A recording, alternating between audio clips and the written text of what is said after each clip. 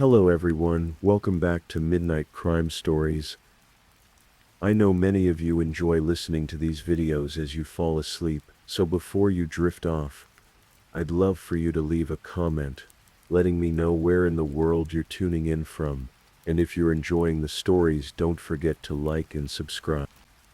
Alright, now let's get comfortable, relaxed and dive into tonight's stories. Tonight we journey into a story that unfolded in the heart of Brooklyn, where trust was betrayed in the most unthinkable way. This is the story of Omar Murray, a hard-working man whose life was stolen by those closest to him. Omar Murray was 37 years old when his story ended, but to understand how it ended, we must first understand who he was.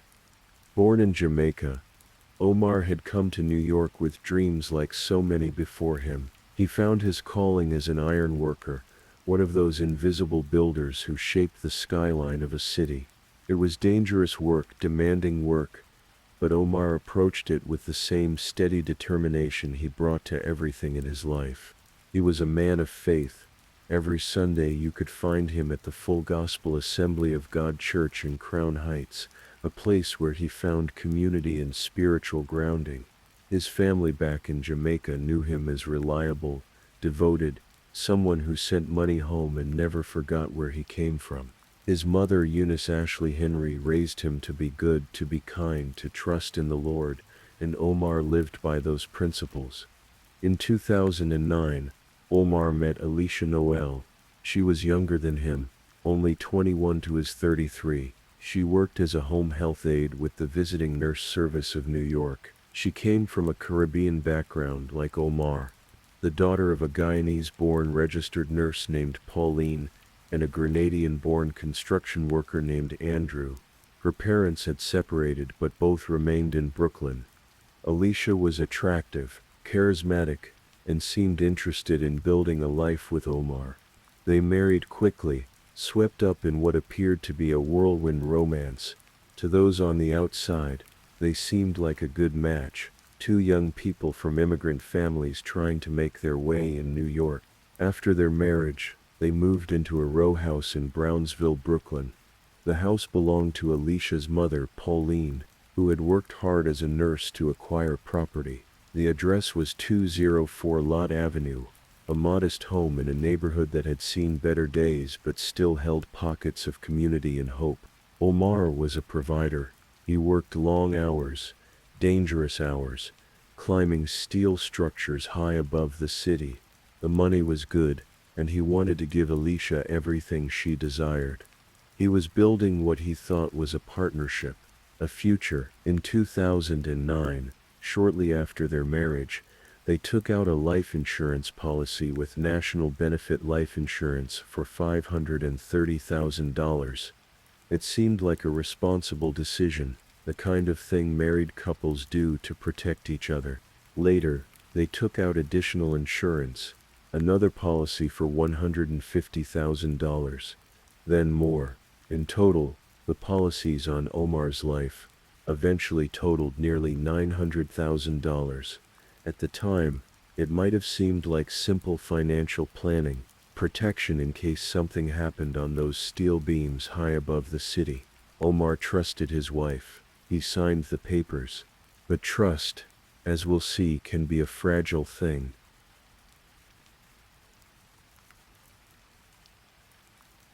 By 2012, the marriage had changed. Omar and Alicia had a child together, a baby girl who was not yet a year old. But beneath the surface of domestic life, something dark was growing. Omar, for all his devotion, was not perfect. He had made a mistake. He had been unfaithful. He had been with a prostitute. When Alicia discovered this betrayal, something inside her shifted. Perhaps it was anger. Perhaps it was hurt. But what came next went far beyond the normal reactions to infidelity. In October of 2012, Alicia made her first attempt to kill her husband. She poisoned his dinner. We don't know exactly what substance she used or how much, but Omar became ill. He survived. Perhaps he didn't realize what had happened. Perhaps he attributed his sickness to food poisoning, to bad luck, to anything but the truth, which was that the woman he trusted had tried to end his life. She had worked as a home health aide, someone trained to care for the sick and vulnerable. She would have known about medications, about dosages, about what could harm the human body. But the attempt failed. Omar recovered. Most people, faced with a failed murder attempt, might abandon the idea entirely. The risk of getting caught, the moral weight of taking a life, the simple logistics, all of these would deter a normal person. But Alicia was not deterred. If anything, the failed poisoning seemed to crystallize something in her mind. She wanted Omar dead, and she wanted the insurance money. Around this same time, Alicia began an affair. His name was Damien Laval, and he was 29 years old, just 4 years older than Alicia. We don't know exactly how they met or how the affair began, but it became serious quickly, and at some point in their relationship, Alicia confided in him. She told him about the life insurance policies. She told him she needed Omar dead. And Damien, instead of recoiling from this confession, instead of going to the police or trying to talk her out of it, agreed to help. Together, they began to plot murder. The plan was to make it look like a robbery gone wrong. Omar would be shot, the house would appear to have been broken into, and no one would suspect the grieving widow, who had just lost her husband to random violence. It was a plan built on cold calculation and greed. Damien knew people. He reached out to someone he thought could do the job, someone willing to kill a stranger for money.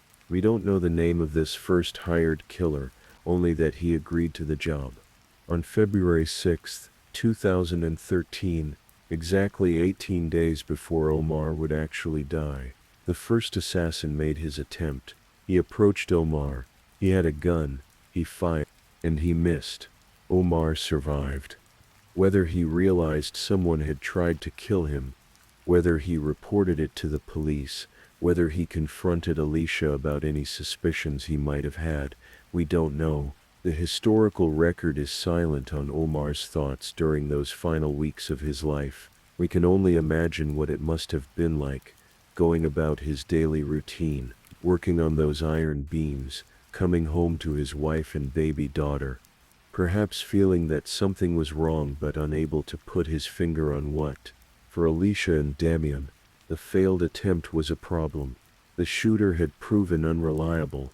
They needed someone else, someone who wouldn't miss. Damien found Kirk Porteous. Kirk was 25 years old, and had a history of violent crime. He was the kind of person who would kill for money, who wouldn't ask too many questions about why or whether the target deserved to die. The deal was simple. Kirk would be paid $3,500 total to kill Omar Murray. Damien provided him with $500 as a down payment, and Alicia provided the gun. The very weapon that would be used to kill her husband came from her hands. She gave it to Damien, who gave it to Kirk. Everything was in place. The only thing left was to wait for the right moment. Sunday, February 24, 2013, began like many Sundays in the Murray household. It was early afternoon, around 1 o'clock. Omar had gone out, perhaps to the store, perhaps to run an errand. Alicia was home with their 10-month-old daughter. She knew what was about to happen. She had orchestrated it. When Omar returned home, Kirk Porteous was waiting. As Omar approached the entrance of his house at 204 Lot Avenue, Kirk confronted him. There was no conversation, no dramatic exchange. This wasn't personal for Kirk. It was just a job. Kirk shot Omar once in the chest. Then, as Omar stumbled forward, trying to reach safety, trying to get inside his own home, Kirk shot him 2 more times. 3 bullets total. Omar collapsed in the entrance hallway of his house. His blood spread across the floor of the home where he had lived with his wife and child. Upstairs, Alicia locked herself in the bedroom with the baby. She called 911. When the operator answered, Alicia played the role of the terrified wife. She said there had been a shooting. She said her husband had been attacked. She made it sound like a home invasion, a robbery, a random act of violence. The ambulance arrived quickly. Paramedics rushed Omar to Brookdale University Hospital, but the damage was too severe. 3 bullets at close range. Omar Murray died a few hours later. He was 37 years old. He left behind a mother in Jamaica, siblings who loved him, friends from his church community, and a 10-month-old daughter who would never really know her father. Kirk Porteous fled the scene with Dion Jack, a 22-year-old who had agreed to be the getaway driver. They disappeared into the Brooklyn streets, and Alicia, alone in her house with her baby and her husband's body cooling in the hallway, prepared to play the part of the grieving widow. The New York Police Department treats every murder seriously, but homicides in Brownsville were not uncommon.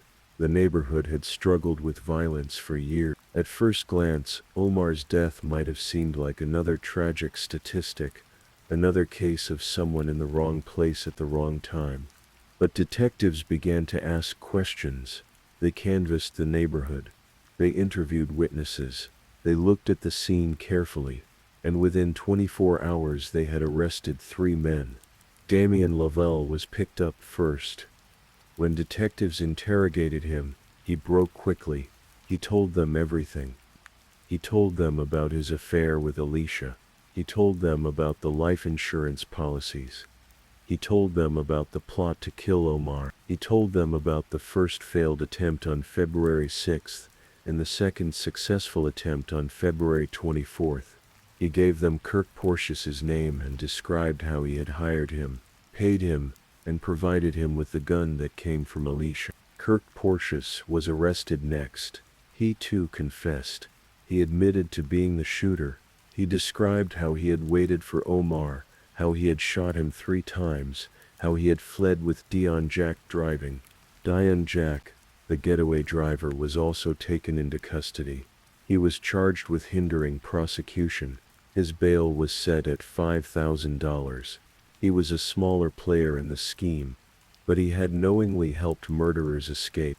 Kirk Porteous and Damien Lavelle were held without bond at Rikers Island, New York City's notorious jail complex. But Alicia? She was not arrested. Not yet. On Friday night, March 8, 2013, 12 days after Omar's murder, his funeral was held at the Full Gospel Assembly of God Church in Crown Heights. This was the church where Omar had worshipped faithfully, where he had prayed and found community. Now his body lay in a casket at the front of the sanctuary while friends and family gathered to mourn. Alicia attended the funeral. She sat in the front pew, the place reserved for the closest family, and as the service proceeded, as people wept and shared memories of Omar, Alicia sat chewing gum. Omar's uncle was there. He watched Alicia carefully. After the service, he spoke to a reporter from the New York Daily News. His words were blunt and angry. He said that seeing Alicia sitting there with her crocodile tears made him sick. He said they knew she had killed Omar. He asked where the justice was. Other reporters approached Alicia as well. She denied everything. She said she wasn't hiding from anyone. She called the accusations ridiculous. She played the part of the wronged widow, the innocent woman being blamed for something she didn't do. And for a time she walked free. The police had arrested the 3 men directly involved in the murder, but building a case against Alicia would take more work. They needed to follow the money, establish her motive clearly, and build an airtight case.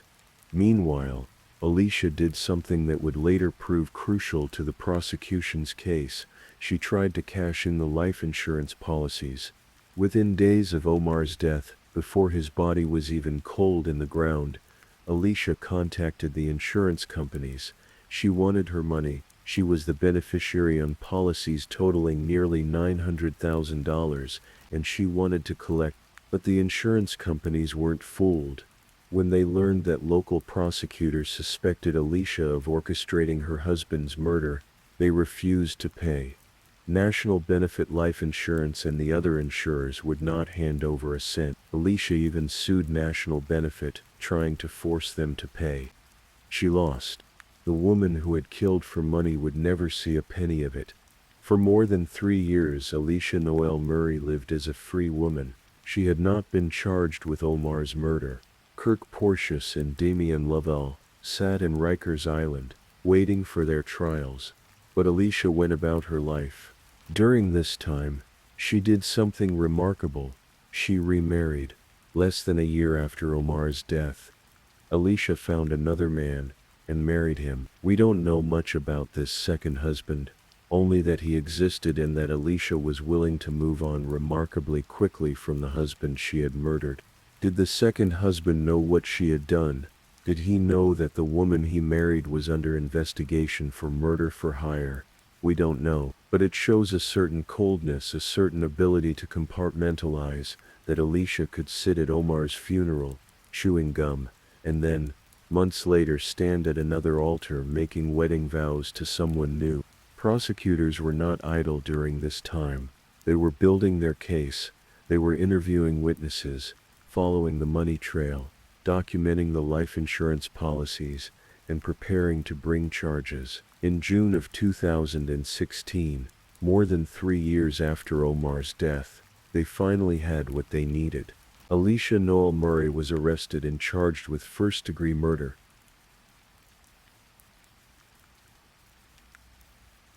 In March of 2017, Damien Lovell made a decision. Rather than face a trial where he might be convicted of first-degree murder and spend the rest of his life in prison, he accepted a plea deal. He pleaded guilty to second-degree murder in exchange for a sentence of 15 years to life, and he agreed to testify against Alicia and Kirk. His testimony would be crucial. He was the link between Alicia and the murder. He could describe how she had asked him to find someone to kill Omar, how she had provided the gun, how she had talked about the insurance money and her need to cash in. Without Damien's testimony, the case against Alicia would be much weaker. In June of 2017, Alicia went to trial before Brooklyn Supreme Court Justice Neil Feiertug. The jury listened to days of testimony. They heard from Damien Lovell, who described the affair and the murder plot in detail. They heard about the life insurance policies. They heard about the poisoning attempt in October of 2012. They heard about the first failed shooting on February 6th and the successful murder on February 24th. The defense argued that Alicia was innocent, that she had nothing to do with the murder, that she loved Omar. Her lawyer, Wynton Sharp, insisted she was being framed, but the evidence was overwhelming. It took the jury just 3 hours to reach a verdict. On June 8, 2017, they found Alicia Noel Murray guilty of first-degree murder. 1 week later, Kirk Porteous went to trial before a separate jury. He was the trigger man, the one who had actually fired the fatal shots. His trial was shorter. The evidence against him was even more direct. He had confessed. He had been caught fleeing the scene. On June 14, 2017, the jury found Kirk Porteous guilty of first-degree murder and second-degree criminal possession of a weapon. Both Alicia and Kirk faced mandatory sentences of life in prison without the possibility of parole. On June 29, 2017, more than 4 years after Omar Murray's murder, Alicia Noel Murray and Kirk Porteous appeared before Justice Neil Feiertug for sentencing. The courtroom was packed with Omar's family and friends. They had waited a long time for this moment. Before the judge imposed sentence, Omar's family was given the opportunity to speak. These victim impact statements are often the most emotional part of a criminal proceeding, the moment when the human cost of a crime becomes most visible. Omar's brother, Andrew Knight, spoke first. He said he had thought Alicia loved Omar. He said he had thought she was part of the family. The betrayal cut deep, not just because Omar had been killed, but because it had been done by someone who had shared his bed, his home, his life. Nicole Barton, Omar's cousin, read a statement written by Omar's mother Eunice Ashley Henry, who was in Jamaica and could not attend. The words were searing. She told Alicia that she should spend 900,000 years in prison, 1 year for every dollar she had thought she would get for her son's life. She said that the family was moving on, but that Alicia would always think of them. It was a curse and a promise. Throughout these statements, Alicia showed no emotion. Family members later said she rolled her eyes, pouted, and seemed bored. She refused to apologize. She refused to show remorse. Even facing life in prison, she maintained the facade of innocence. Kirk Porteous's lawyer argued that his client felt remorse, that he was a father who understood the pain of Omar's family. But Kirk, like Alicia, stood stone-faced. Whatever regret he might have felt was not visible. Assistant District Attorney Emily Dean spoke on behalf of the prosecution. She said that Alicia hadn't cared about Omar at all. To Alicia, Omar had been nothing more than a $900,000 check. Dean emphasized the premeditation, the coldness, the calculation. This wasn't a crime of passion. It was a business transaction in Alicia's mind, and Omar's life was the price. Finally, Justice Neil Feiertag spoke. He imposed the mandatory sentence on both defendants, life in prison without the possibility of parole. Acting Brooklyn District Attorney Eric Gonzalez released a statement saying that with their premeditated and callous actions, these two defendants had forfeited their right to remain part of society. They had planned and carried out the heinous and cruel execution of an innocent man for nothing more than pure greed. The courtroom erupted in applause. Omar's family finally had justice. The story might have ended there. Alicia and Kirk went to prison. Damian Lovell served his 15-year sentence. Dion Jack, the getaway driver, received a lesser sentence for his minor role. Justice had been served, but in July of 2022, there was a twist. The New York State Appellate Division, Second Department reviewed Alicia's conviction and found a problem. The trial judge, Justice Feiertag, had failed to instruct the jury that Damien Lavelle was an accomplice and that his testimony needed to be corroborated. In New York law, the testimony of an accomplice alone is not enough to convict someone. There needs to be independent evidence backing up the accomplice's claims. The appellate court found that while there was additional evidence against Kirk Porteous, the case against Alicia had relied heavily on Damien's testimony. Without proper instructions to the jury about how to evaluate that testimony, Alicia had not received a fair trial. The conviction was overturned. Alicia Noel Murray was granted a new trial. As of the most recent information available, Alicia remains in prison while the case works its way back through the court system. She continues to maintain her innocence. Her lawyer, David Crow from the Legal Aid Society, argued that without proper scrutiny of Damien's testimony, without the jury being warned that an accomplice has every reason to lie to save his own skin, the state didn't really have a case. Whether Alicia will be retried, whether she will be convicted again, whether she will ultimately die in prison as originally sentenced, all of this remains to be seen. The legal process grinds slowly, but the facts remain unchanged. Omar Murray went to work every day, building the city's skyline. He went to church every Sunday. He tried to be a good husband, a good father, a good man, and he was murdered by the person who was supposed to love him most, all because she wanted money, all because $900,000 was worth more to her than his life. In the end, this is a story about greed. It's a story about betrayal. It's a story about how love can turn to something dark and cold, how the person sleeping next to you can become your executioner. Omar Murray's daughter grew up without a father. His mother in Jamaica mourned her son from across an ocean. His brother Andrew had to stand in a courtroom and say he thought Alicia loved Omar. had to confront the fact that he had welcomed a murderer into his family. And what did Alicia gain? Nothing. She never got the insurance money. She lost her freedom. She lost whatever reputation she had. For $900,000 that she never received, she threw away her life and took Omar's. There's no neat moral to this story, no lesson that makes it easier to bear. Sometimes people are capable of unthinkable cruelty. Sometimes the person you trust most is the one who will hurt you. Sometimes greed overwhelms every other human emotion. Umar Murray deserved better. He deserved to watch his daughter grow up. He deserved to grow old, to see grandchildren, to retire from his dangerous work and spend his days in peace. Instead, he got 3 bullets in his own doorway, fired by a stranger hired by his wife. Let this story fade as you drift towards sleep. Omar's story is over, but his memory remains, carried by those who loved him, those who knew he deserved justice, and in the end, in some small way, justice was served.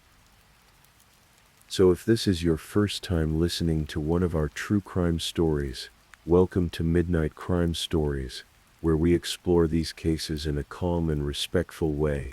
I also want to take a moment to appreciate my amazing subscribers who've been rocking with me.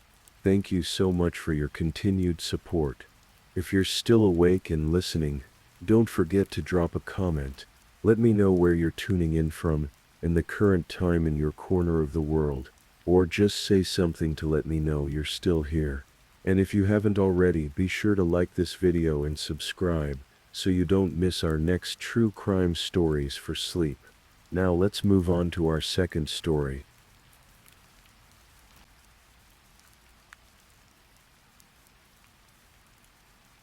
Story 2.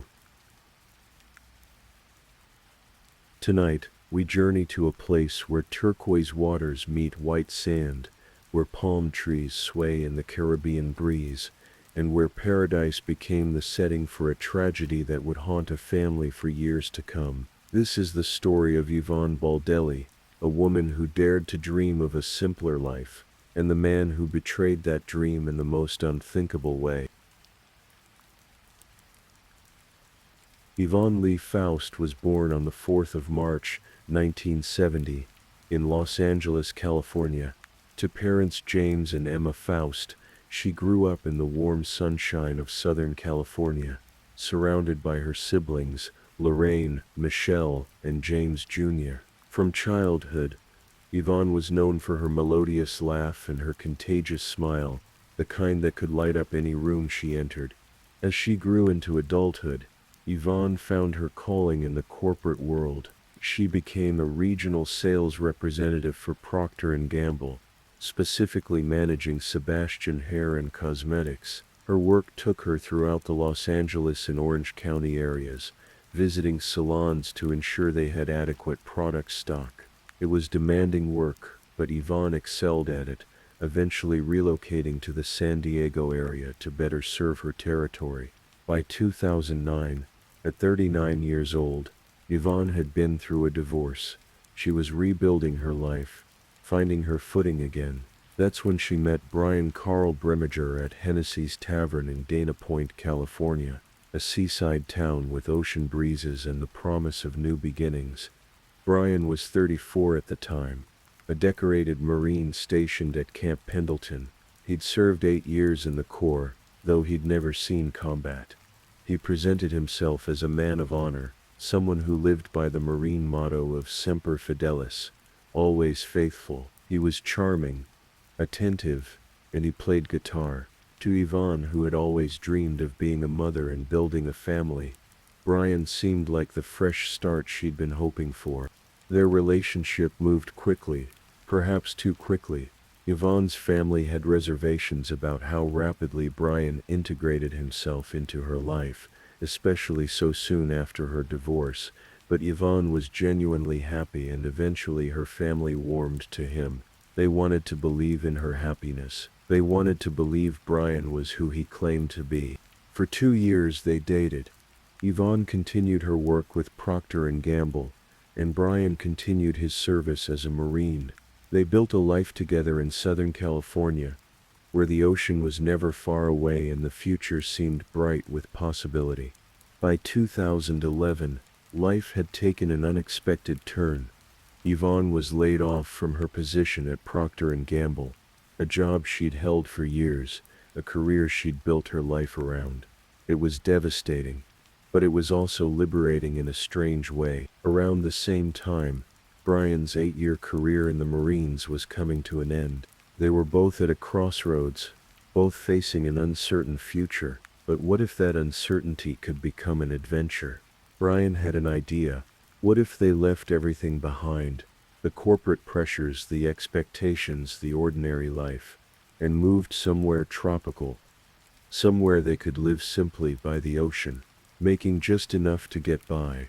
What if they chased a different kind of dream? Yvonne, ever the optimist, embraced the idea with her whole heart. She envisioned herself creating a line of swimsuits to sell to tourists, using her fashion sense and the 2 sewing machines she planned to bring with her. Brian would play guitar and sing in local bars, earning food and drinks while entertaining visitors. They would wake up to the sound of waves, swim in crystal clear water every morning, and live the kind of life most people only fantasize about during their 2-week vacations. They chose Panama, specifically the archipelago of Bocas del Toro on the Caribbean coast. Within this chain of islands lay Isla Carnero, a small remote island accessible only by water taxi or private boat. It was paradise in its purest form, quiet, beautiful, isolated. In September of 2011, Yvonne sold most of her belongings. She packed her 2 sewing machines, her clothes, and gathered up her most precious companion, her Cavalier King Charles Spaniel named Georgia May. Together she and Brian boarded a plane bound for Panama. They rented a small room in a hostel on Isla Carnero, a simple waterfront dwelling that locals knew as Casa del Sapa. The house had a peculiar history. It had once been owned by an American serial killer known as Wild Bill Hulbert, who'd murdered at least 5 American expats and used their online identities to communicate with their families after their deaths. But Yvonne and Brian didn't know this dark piece of history when they moved in. To them it was just a cheap place to stay while they built their new life. At first everything seemed perfect. Yvonne sent detailed, joyful emails to her family back in California. She described their daily routines, waking up early to go running along the beach, swimming in the ocean each morning, watching Georgia May splash happily in the surf. She painted vivid pictures of island life, of warm sunshine and simple pleasures. "We love it," she wrote to her sister Michelle. "We wake up and go running, then swim in the ocean every morning." Her father James received photos of his daughter, looking radiant, tanned and smiling in the tropical sun. Her family felt reassured. Yvonne had found her paradise. She was happy, but beneath the surface of those cheerful emails, something darker was beginning to take root. Brian Brimmager was not the man he'd claimed to be. Almost immediately after arriving in Panama, Brian began sending emails to another woman back in California, the mother of his young daughter, a child Yvonne didn't know existed. In these messages, Brian discussed his plans to return to California and marry this other woman. He never mentioned Yvonne. It was as if she didn't exist. Yvonne, meanwhile, was trying to make their dream work. She had plans to start sewing swimsuits, to build something for herself in this new place. But Brian showed little commitment to their supposed shared vision. He performed at the Cosmic Crab and other surrounding bars a couple nights a week, but locals would later recall that his musical talents were questionable at best. One resident described his singing as sounding like a hound dog on a porch. He could play guitar adequately, but when he opened his mouth to sing, he butchered the songs. Brian spent most of his time drinking rather than working. His performances earned him free drinks more than actual money, and he wasn't bringing in enough to support their lifestyle. The dream was crumbling before it had even fully taken shape. And then the violence began. Witnesses on the island, neighbors, bar patrons, people who'd crossed paths with the couple, would later tell investigators about disturbing incidents they'd witnessed. They'd seen Brian beating Yvonne, punching her, choking her. They'd seen bruises on her arms and around her eyes.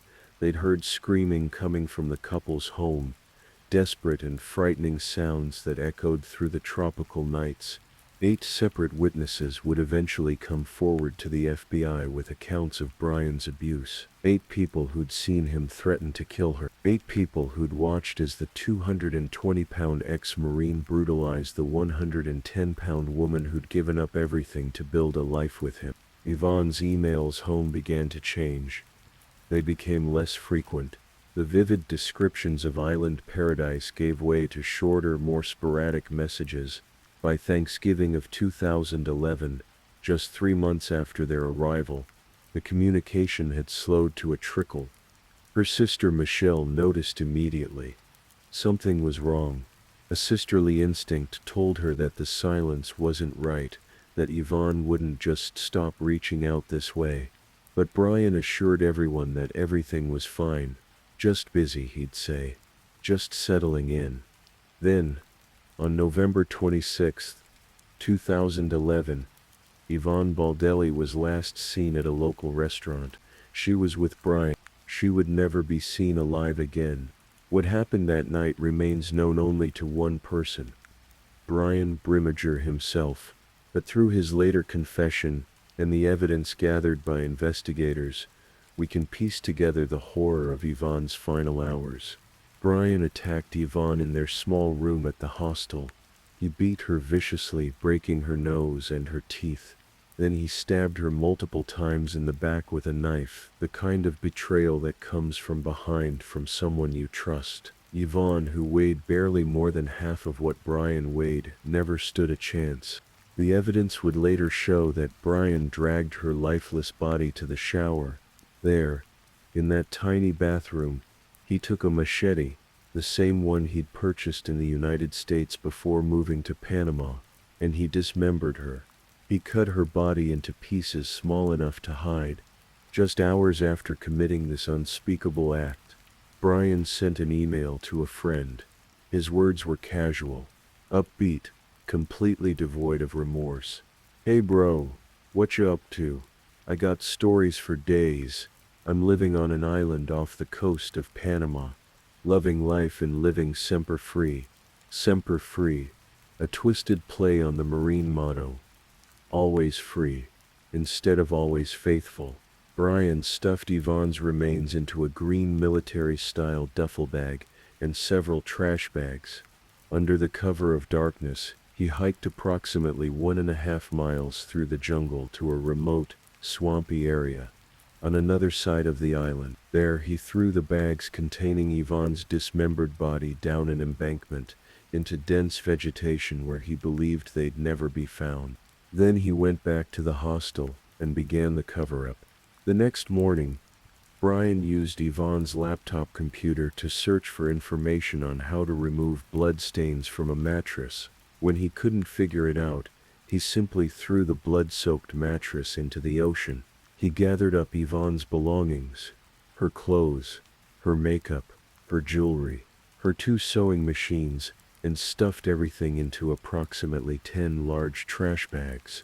He left these bags on a dock near the hostel for disposal, and then he killed Georgia May, Yvonne's beloved dog, her companion, the innocent creature who'd made the journey to Panama with her. Brian killed her too, likely because the dog was a reminder, a witness of sorts to Yvonne's absence.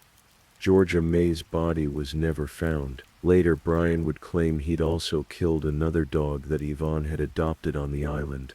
With the physical evidence disposed of, Brian turned to the digital deception. For the next month, Brian Brimmager impersonated Yvonne online. He accessed her email account and began sending messages to her family and friends.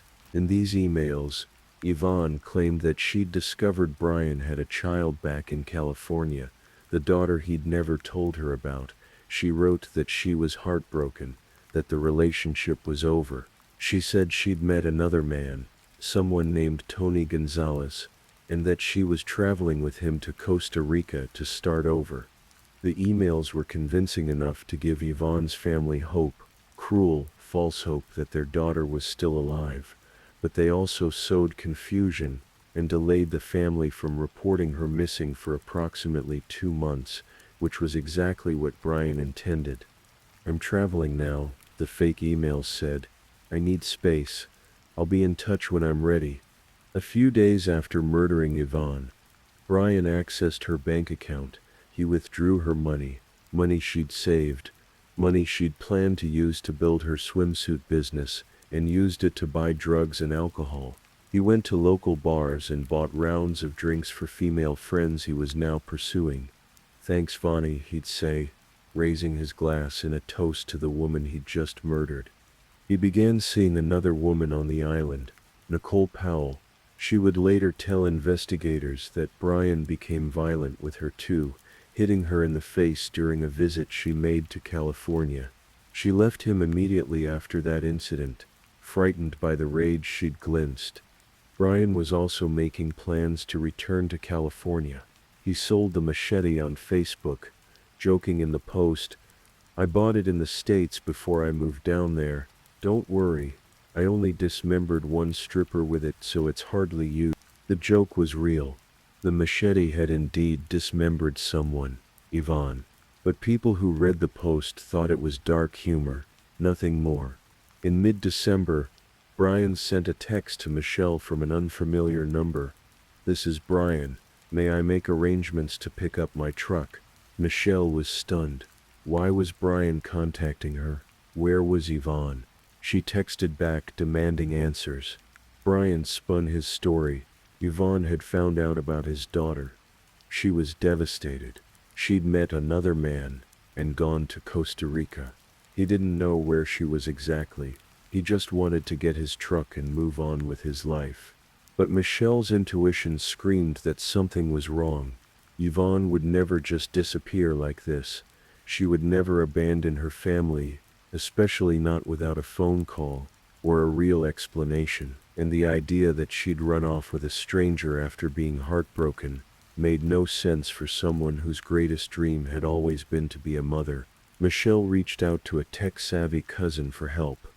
Together they began investigating the source of Yvonne's recent emails.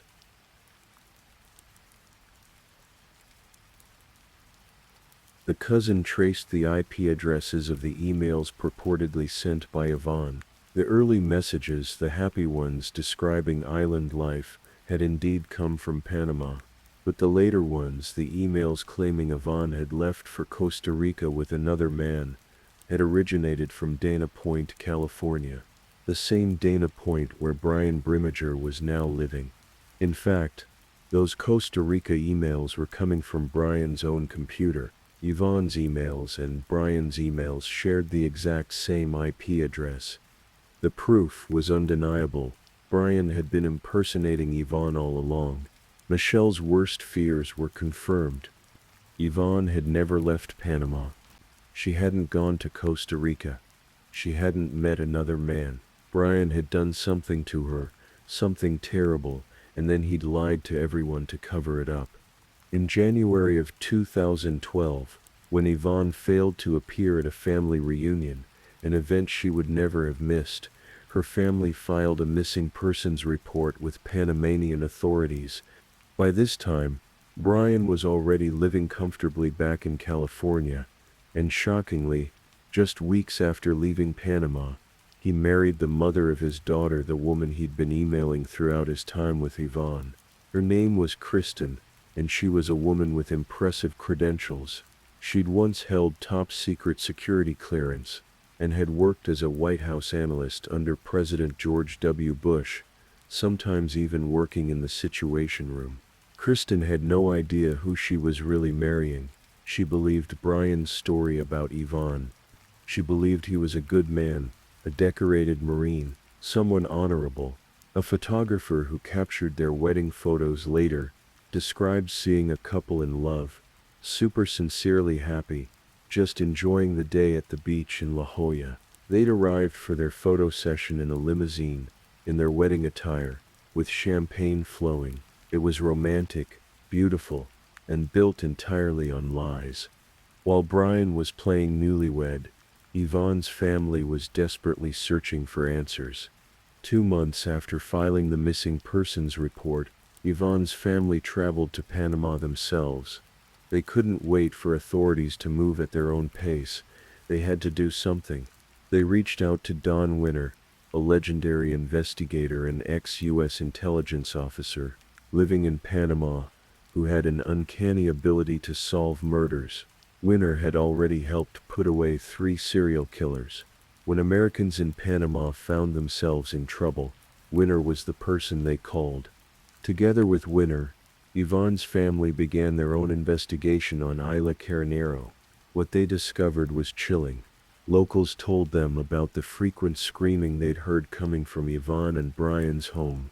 They described seeing bruises on Yvonne's face and arms. They recounted witnessing Brian's violence toward her, his drinking, his failing attempts to make money with his music. Multiple people painted a picture of an abusive relationship, of a woman who'd been trapped in paradise with a dangerous man. The family even searched for Yvonne's body themselves. They combed through swampy, spider-infested jungle areas, terrified of what they might find yet unable to stop looking. They came heartbreakingly close at one point, searching an area that was less than the length of a football field from where Yvonne's remains actually were. But they didn't find her. Not then. While the family was in Panama doing the work that should have been done by authorities, Brian was back in California, living his life as if nothing had happened. He played golf, he went to the beach with his new wife, he acted like a man without a care in the world. In the summer of 2012, CBS's 48 Hours program showed Michelle a video of Brian's new life, images of him golfing, relaxing, celebrating his marriage. "He thinks he got away with murder," Michelle said, her voice steady despite the pain. "So what you have here is a person who killed my sister and can walk away scot-free." CBS correspondent Peter Van Sant confronted Brian directly. Cameras rolling. "Brian?" Peter Van Sant with CBS News. "We'd like to ask you a couple of questions. Could you please talk to us? Did you murder Yvonne Baldelli? You can speak to us. You can answer that question. Brian, why won't you speak with us? Did you have anything to do with her disappearance?" Brian said nothing. He simply walked away, headed to play another round of golf. But the FBI was watching. They were building their case, piece by piece. On June 26, 2013, just 6 days after Brian's wife Kristen gave birth to their second child, the FBI arrested Brian Brimmager. He was charged with 13 felonies related to the cover-up of Yvonne Baldelli's death, though not yet for her actual murder. The charges included obstruction of justice, making false statements to a federal officer, and falsifying records. Assistant U.S. Attorney Hamilton Aronson addressed reporters at the time, making it clear who they believed was responsible. Mr. Brimmager killed Ms. Baldelli and disposed of her body in an unknown location, and then engaged in an elaborate scheme to cover up his crime. Michelle received the news via text from her father. "They got this. A sense of relief came over me for a minute," Michelle later recalled, "because now they believed us."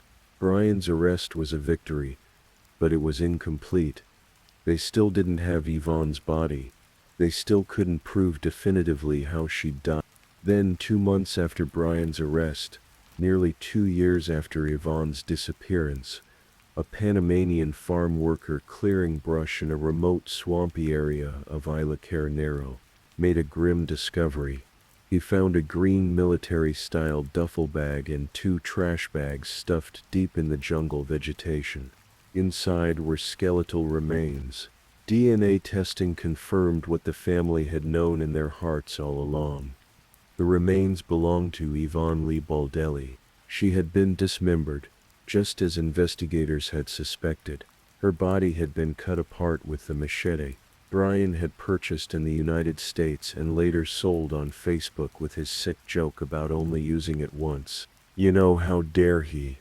Michelle said when she learned the truth. "He just thought that he could discard her and throw her away like she was trash, and she deserved so much more." In February of 2014, 7 months after his arrest, Panamanian authorities officially charged Brian Brimmager with Yvonne's murder. But there was a problem. Brian was in the United States, and Yvonne had been killed in Panama. Bringing him to justice would require complex international legal negotiations. In April of 2015, after extensive talks between U.S. and Panamanian authorities, the United States agreed to prosecute Brian Brimmager using a rarely used federal law, foreign murder of a U.S. national. This law allows the U.S. to prosecute American citizens who kill other American citizens in foreign countries, provided the accused has since left the country where the crime occurred. It was so rare that it had only been used twice before in federal court history. Brian was indicted by a federal grand jury in San Diego on a charge of first-degree murder. He pleaded not guilty. The case was heading to trial. But then investigators made one final crucial discovery. The FBI had recovered the machete, the one Brian had sold on Facebook. Special Agent Masters decided to examine it more closely. They unscrewed the handle, removing 3 screws that held it in place, and tested the interior. They found Yvonne's blood and DNA under the handle. This was the slam dunk. This was the physical evidence that made Brian's guilt absolutely undeniable. Within a week of this discovery, in February of 2016, Brian Brimmager changed his plea. He pleaded guilty to second-degree murder while the other charges were dropped. After nearly 5 years of lies, he was finally admitting what he'd done. On May 25, 2016, Brian Brimmager stood before U.S. District Judge Jeffrey T. Miller for sentencing. The courtroom was packed with Yvonne's family and friends, more than 20 people who'd come to speak for a woman who could no longer speak for herself. Prosecutors presented evidence of Brian's behavior in the hours, days, and months following the murder.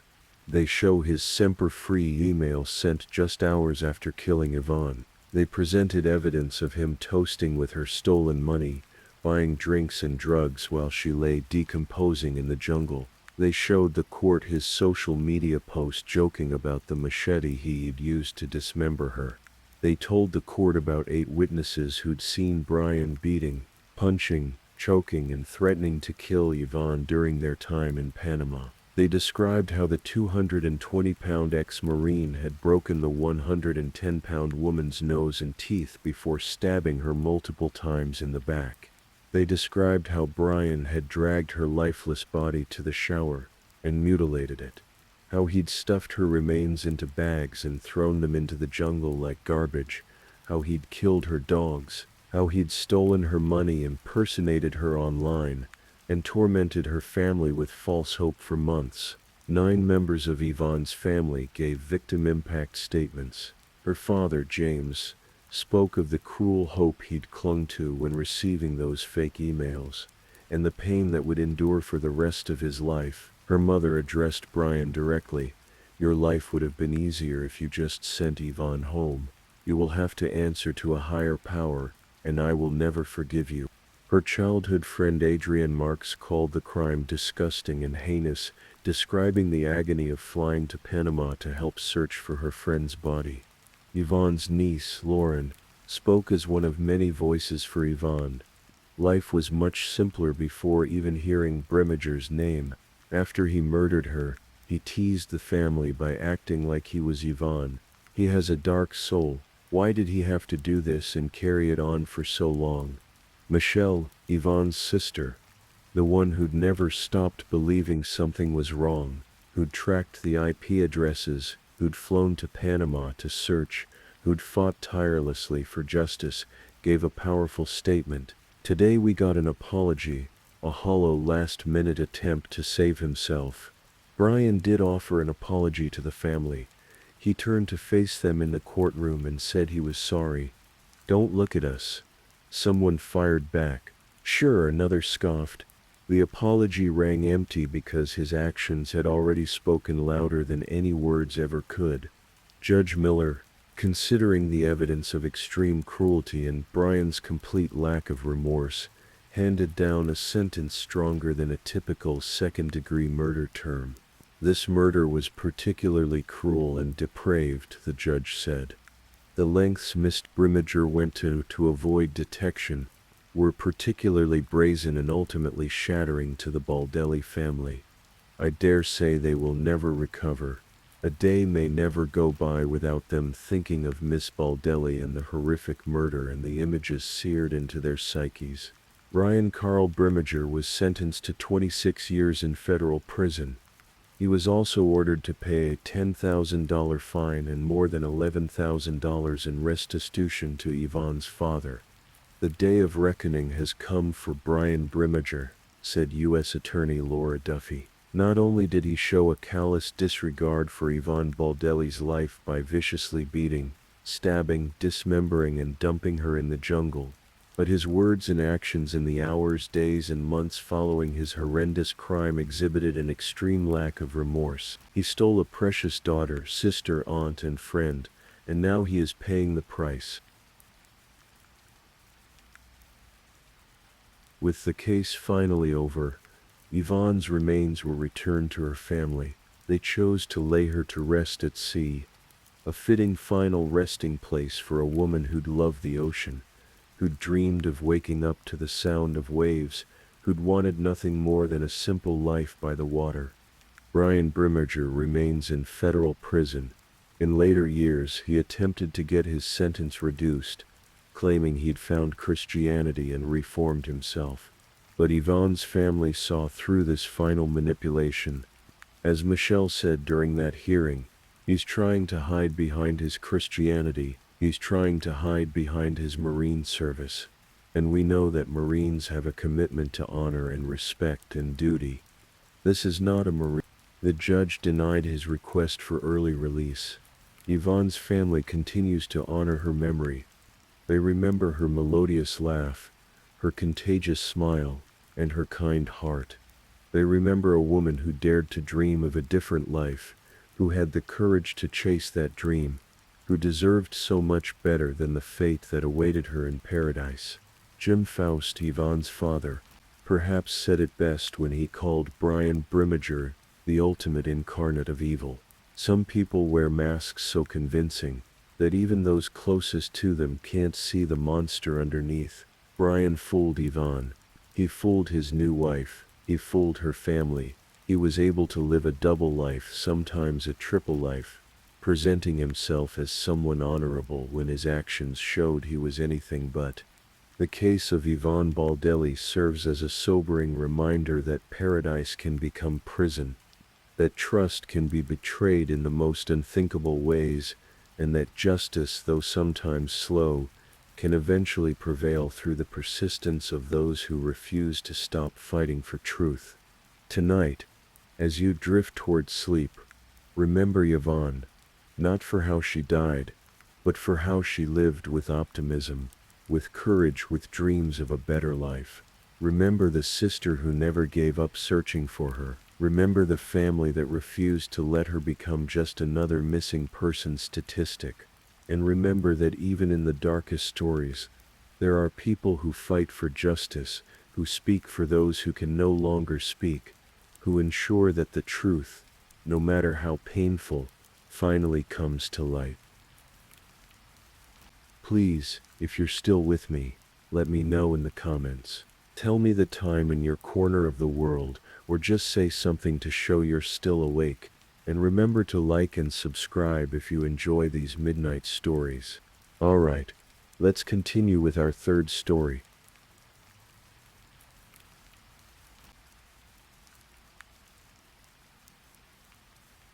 Story 3. Tonight, we travel to a quiet suburb in Illinois, where a seemingly perfect family lived in a house overlooking a peaceful lake. This is a story of secrets, deception, and a tragedy that shook a small community to its core. Let the gentle rhythm of this narrative carry you into rest as we unfold the tale of the Coleman family. In the early 2000s, Columbia, Illinois was the kind of place where families felt safe. Children rode their bicycles down tree-lined streets, neighbors waved to each other from their driveways, and violent crime was something that happened somewhere else, across the river in St. Louis perhaps, but never here. On a quiet street called Robert Drive in a subdivision known as Columbia Lakes, stood a two-story house with white siding and green shutters.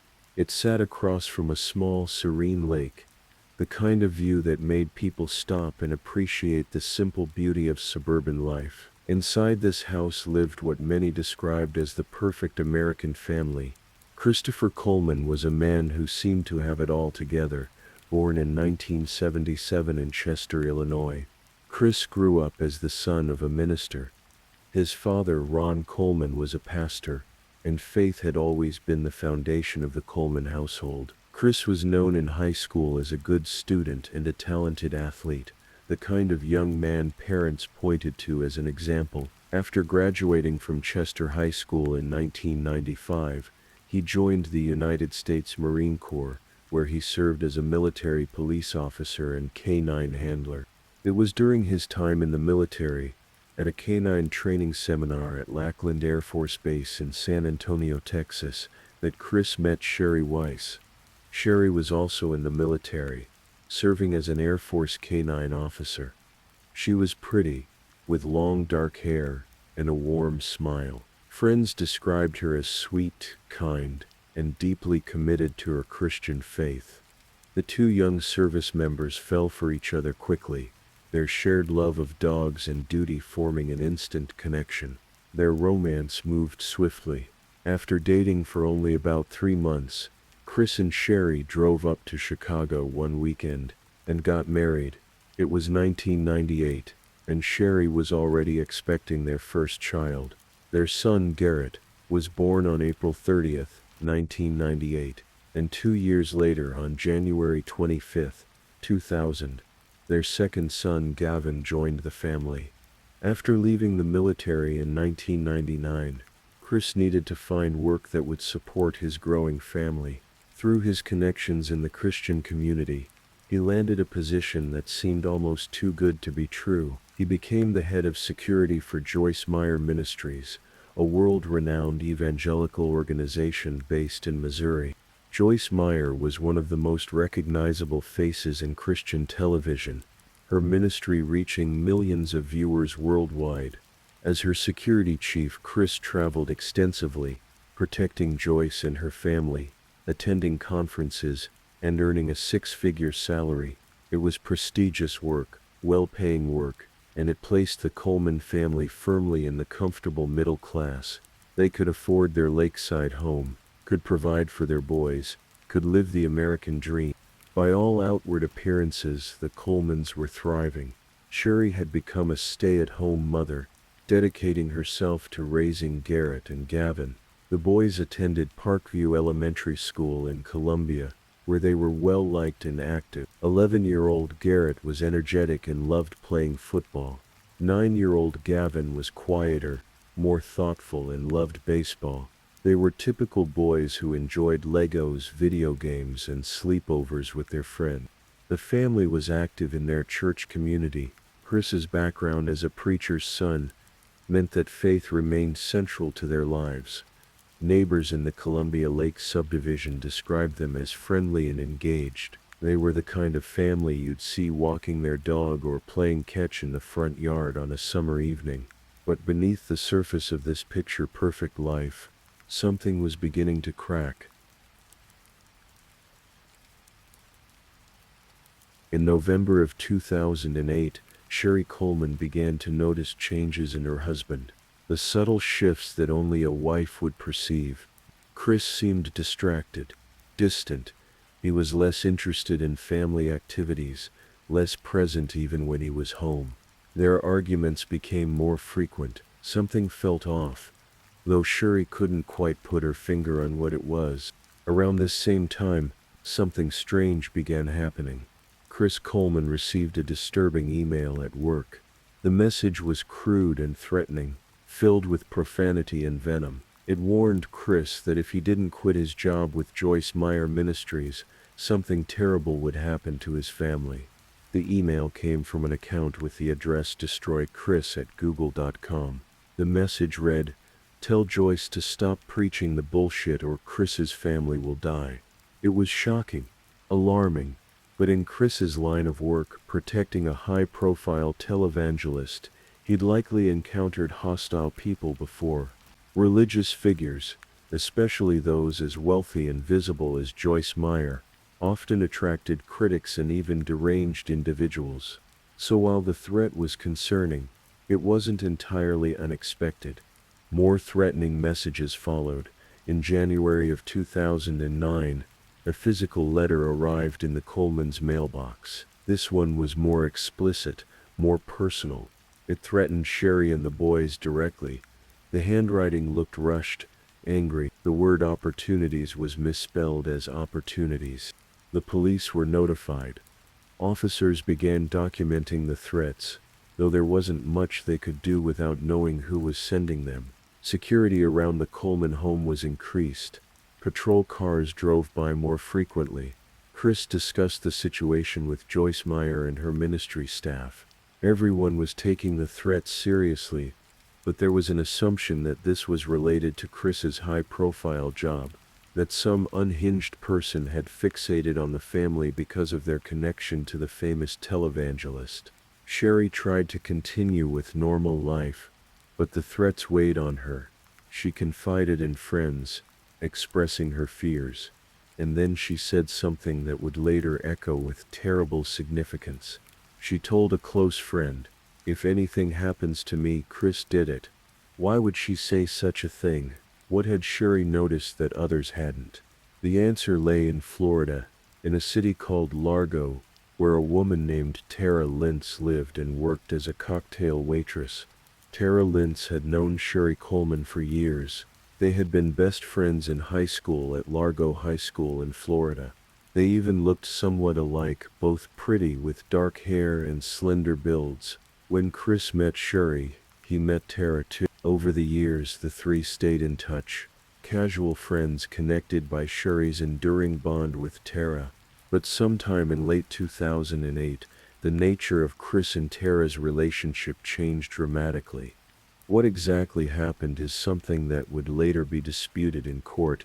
Tara would testify that their romantic relationship began in December of 2008, but photographs discovered later would tell a different story, showing Chris and Tara together, kissing. In October of 2008, the date stamped on the back of one photo read November 5, 2008, with a note that said, "The day Tara changed my life."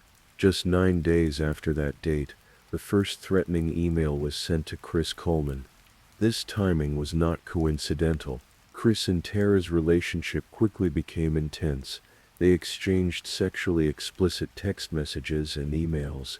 They spoke on the phone constantly. When Chris traveled for work with Joyce Meyer Ministries, attending conferences in places like Arizona and Hawaii, Tara would join him. They played out a fantasy of being a couple, free and together, wearing matching promise rings when they were alone.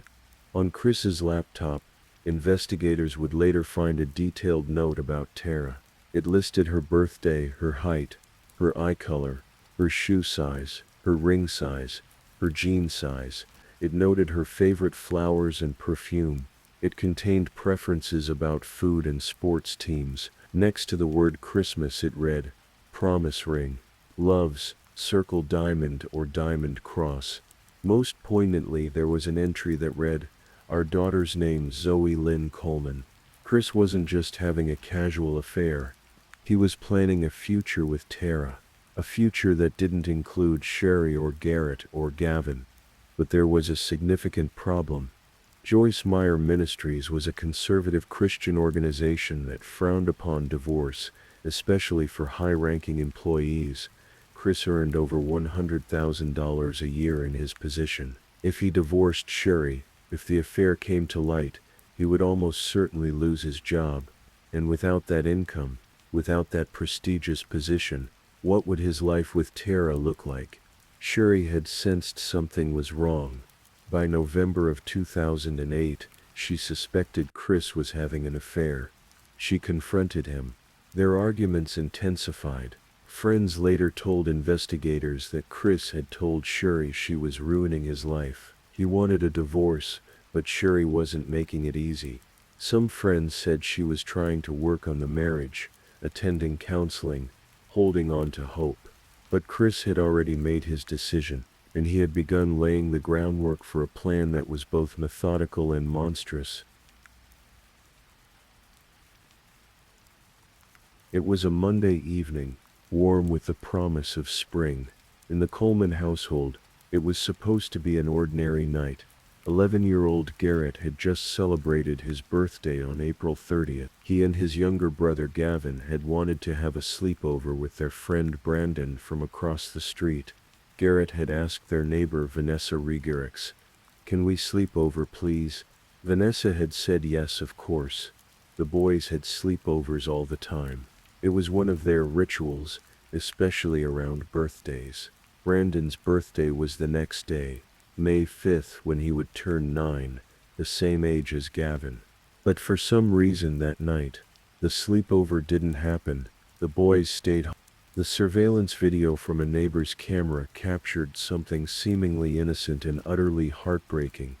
It showed Chris Coleman in the front yard with Garrett, playing catch, a father and son tossing a ball back and forth on a beautiful evening.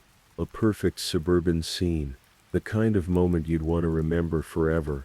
But within hours, that same father would commit an act so unspeakable that it defies comprehension. Sometime after 11 p.m. that night, when the house was dark and quiet, when Sherry and the boys were asleep in their beds, someone moved through the Coleman home with murderous intent.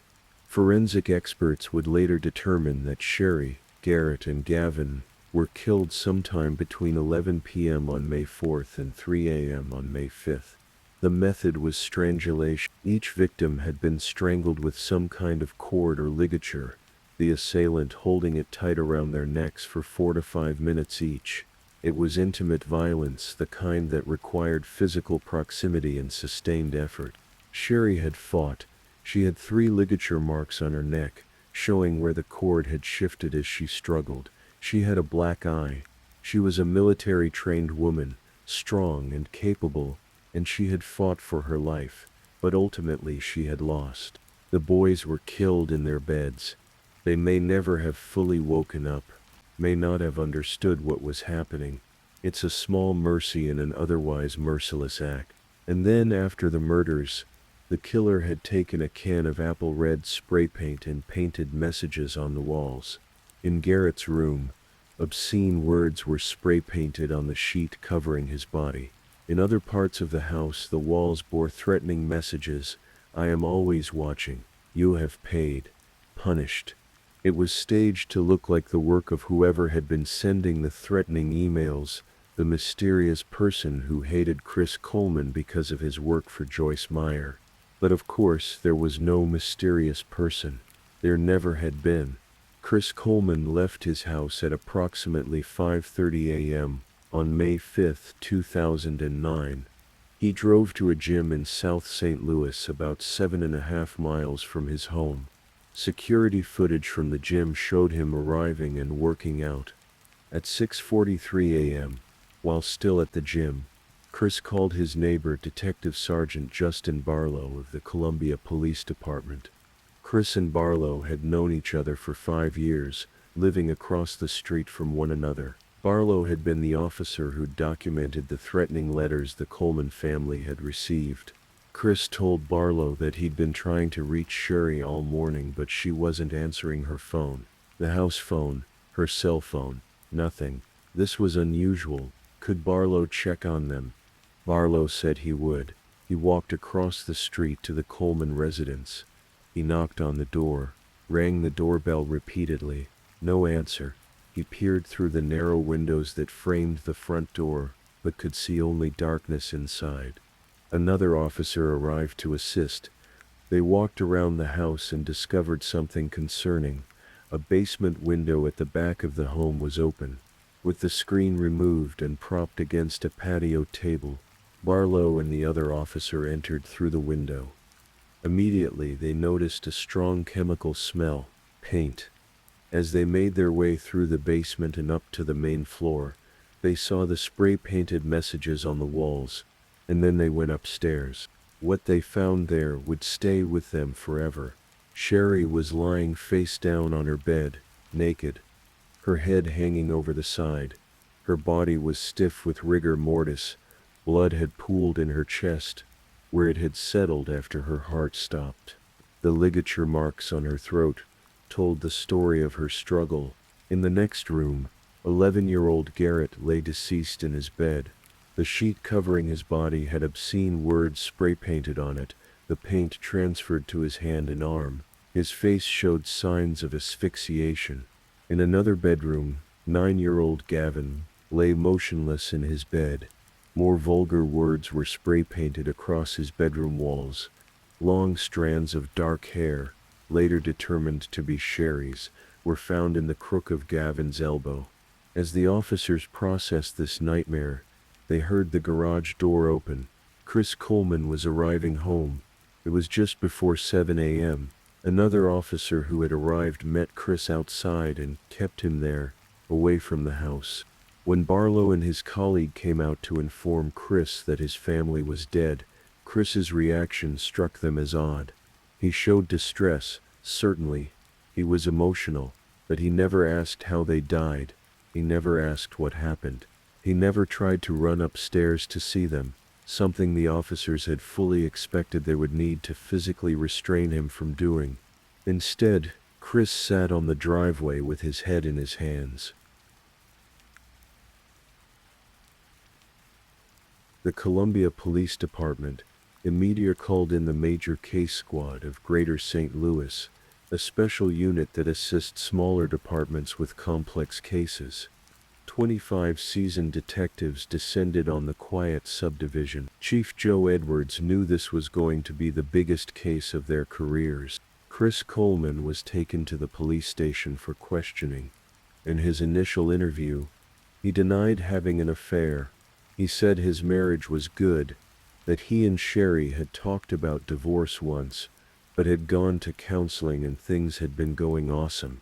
When asked about Tara Lintz, he admitted knowing her, said she was Sherry's friend from high school. He acknowledged some sexy phone flirtation, but insisted it was nothing serious. He certainly didn't mention the promise rings, the detailed notes about their future together, or the plan to marry in January of 2010. But investigators were already speaking to Tara in Florida, and she was telling a very different story. Tara told detectives that she and Chris had been in a full relationship. They'd had sexual encounters when he traveled for work. They'd made plans for a future together.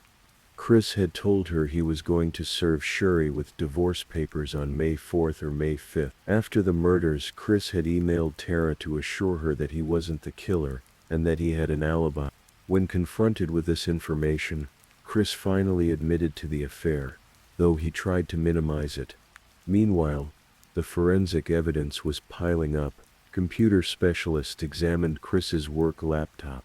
They discovered that the threatening email account, destroychris@google.com, had been created on his password-protected work computer using his login credentials. The threatening emails had been sent from his computer. The IP address traced back to Joyce Meyer Ministries, but specifically to times when Chris had access to the laptop. Handwriting analysts examined the spray-painted messages on the walls and compared them to samples of Chris's handwriting. They found multiple similarities. The spray painting appeared to be someone trying to disguise their handwriting, but forensic linguists identified patterns. The threatening messages frequently started with the word fuck, which linguistic analysis showed was extremely rare in threatening communications. Only 18 out of 4,400 threats in the FBI's database began that way, and Chris's known writings showed the same pattern. The word opportunities had been misspelled as opportunities in one of the threatening letters. Chris had made the exact same misspelling in his personal emails. Investigators found a receipt from a hardware store dated February 9, 2009, 3 months before the murders. The purchase was for a can of Rust-Oleum apple red spray paint. The computerized signature on the receipt read, Christopher E. Coleman. Forensic analysis of the spray paint on the walls confirmed it was Rust-Oleum apple red, a very specific product. Yet when police searched Chris's home, his car, and anywhere else associated with him, they found no cans of spray paint. The medical examiner's testimony was perhaps the most damning. Dr. Michael Baden, a renowned forensic pathologist who had worked on many high-profile cases, reviewed the autopsy reports and crime scene evidence. He determined that Sherry, Garrett, and Gavin had been killed between approximately 3 a.m. and 5 a.m. on May 5th, well before Chris claimed to have left for the gym at 5:30 a.m. The bodies showed advanced rigor mortis when discovered. The blood had pooled in predictable patterns. There was no possibility, Dr. Baden testified, that the murders had occurred after Chris left the house. This isn't even a close call, he said. They had to have been dead before he left the house. Cell phone tracking added another piece to the puzzle. Chris's phone showed that on the morning of May 5th, he had taken a longer route to the gym than usual, deviating from his normal path. What had he been doing? Disposing of evidence. The spray paint can was never found. On May 19, 2009, 2 weeks after the murders, Christopher Coleman was arrested at his parents' home in Chester, Illinois. He was charged with 3 counts of first-degree murder. The trial began on April 25, 2011, almost exactly 2 years after the murders. Due to extensive pretrial publicity, the jury was bussed in from Perry County, an hour and a half away, to ensure an impartial panel. The prosecution, led by State's Attorney Chris Wright, laid out a methodical case. The motive was clear. Chris wanted to be with Tara, but divorce would have cost him his job and his comfortable lifestyle. Killing his family allowed him to start fresh, to play the grieving widower, to collect life insurance, and to eventually be with Tara without the professional consequences of divorce. The threatening emails and letters were a setup, a way to create a false narrative of an external threat. The spray-painted messages were meant to point to this phantom enemy. Joyce Meyer herself provided recorded testimony. She said she hadn't known about Chris's affair, but confirmed that it could have definitely affected his job. The ministry took moral conduct seriously, particularly for leadership positions. Tara Lintz was called to testify. It was a moment of high drama. 90 people had signed up to try to get into the courtroom to see her. She walked in wearing a black pantsuit with a pink blouse, black patent leather heels with pink trim, and a cross necklace, and on her finger, she still wore the promise ring Chris had given her. She testified about their relationship, about the plans they'd made.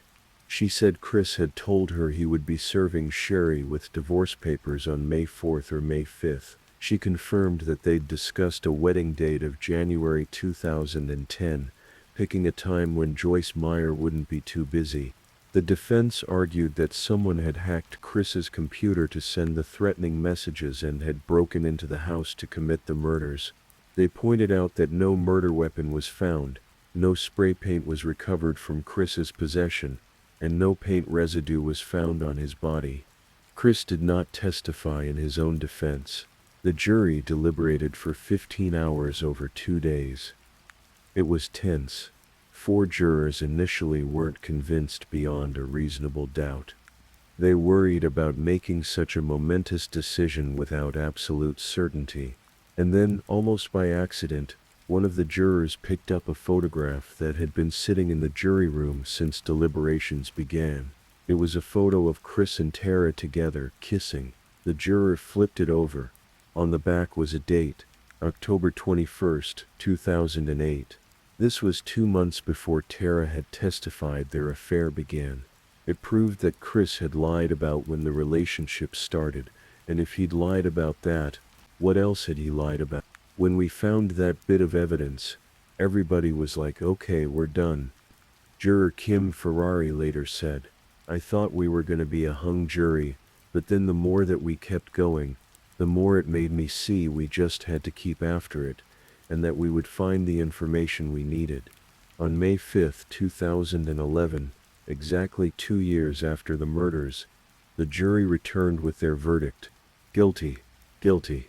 3 counts of first-degree murder. Chris Coleman showed no emotion as the verdicts were read. Christopher Coleman was initially eligible for the death penalty. The jurors later said they would have recommended it. The brutality of the crimes, the fact that he'd killed his own children in their beds, seemed to warrant the ultimate punishment. But Chris waived his right to be sentenced by the jury and instead put his fate in the hands of Judge Milton Wharton. On May 9, 2011, the judge sentenced Chris Coleman to 3 concurrent life sentences without the possibility of parole. He would never be free again. The Coleman family held funerals for Sherry, Garrett, and Gavin at Evergreen Cemetery in Chester, Illinois, on May 9, 2009. The small town came together in mourning. The loss of 2 innocent boys and their mother was incomprehensible. Sherry's family held a separate visitation in a Chicago suburb. Chris did not attend. There were bitter disputes about the burial arrangements. Chris, still legally Sherry's husband, had initial control over the decision of where the family would be buried. He wanted them in Chester, near his parents. Sherry's family objected strenuously. Eventually, a judge ruled that a convicted murderer should not have control over his victims' final resting places. The gravestone marking Sherry and her boys remained at Evergreen Cemetery, paid for by Chris's parents, Ron and Connie Coleman.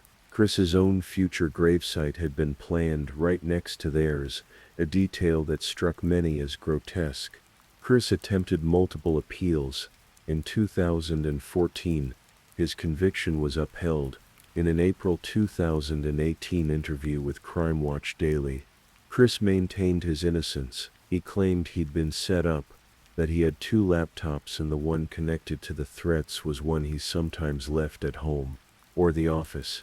His father, Ron Coleman, also continued to insist on his son's innocence, making statements that many found offensive. When asked about the affair being a possible motive, Ron said, Tara was just meeting a need at the time that Sherry wasn't taken care of. He added, well, I mean, every man has his desires, and every man has to be respected. These comments did not help Chris's cause. Today, Christopher Coleman is incarcerated at the Dodge Correctional Institution in Welpin, Wisconsin. He is 57 years old. He will die in prison. What makes someone capable of such an act? How does a man look at his wife of 12 years, the mother of his children, and decide she's expendable? How does a father enter his son's bedrooms, boys he raised and played catch with and tucked into bed, and end their lives? The answer lies somewhere in the dark space between selfishness and evil, between desire and depravity. Chris Coleman wanted a new life. He wanted Tara. He wanted to avoid the professional and financial consequences of divorce. And so he made a choice that most people could never fathom. He decided the obstacles to his desired future needed to be eliminated. He planned it methodically. He sent himself threatening messages for months, building a narrative. He purchased the spray paint weeks in advance. He chose a time when no one would see him, when his family was most vulnerable. And then he carried it out. He strangled Sherry, despite her struggle. He strangled Garrett. He strangled Gavin. He spray-painted the walls to complete his staging. He disposed of evidence, and then he went to the gym, establishing an alibi. When the police told him his family was dead, he played the role of shocked husband and father, but it was all performance. Inside, he'd already moved on. He was texting Tara even as the investigation unfolded. He was thinking about their future together. The human capacity for compartmentalization is staggering. Chris Coleman could watch his sons play, could sit at the dinner table with his wife, all while planning their deaths. It speaks to a profound disconnection from empathy, from the normal bonds that tie families together. The case reminds us that evil doesn't always announce itself. It doesn't always look monstrous. Sometimes it looks like the nice neighbor, the church-going family man, the respected employee. Chris Coleman was all these things, and he was also a murderer. It's important in a story like this not to let the horror of the crime overshadow the lives that were lost. Sherry Coleman was 31 years old when she died. She had served her country in the Air Force. She was described by everyone who knew her as sweet, kind, and deeply faithful. She loved her sons more than anything. She had tried to make her marriage work, even when she suspected Chris was having an affair. She had told a friend, "If anything happens to me, Chris did it." But perhaps she never truly believed it would come to that. Perhaps she couldn't imagine that the man she'd married, the father of her children, could be capable of such evil. Garrett Coleman was 11 years old, just days past his birthday when he was killed. He loved football. He loved Legos.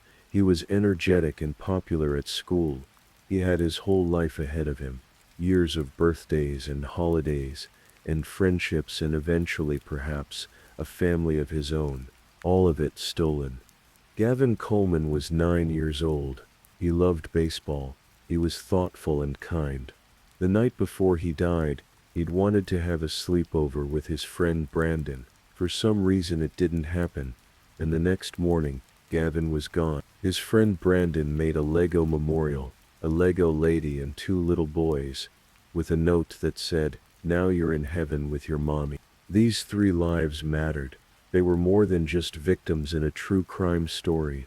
They were real people, with hopes and dreams, and people who loved them. The community of Columbia, Illinois was shaken by their loss. Neighbors who had waved to the Colemans, who had watched Garrett and Gavin play in the yard, now looked at the house on Robert Drive with sadness and disbelief.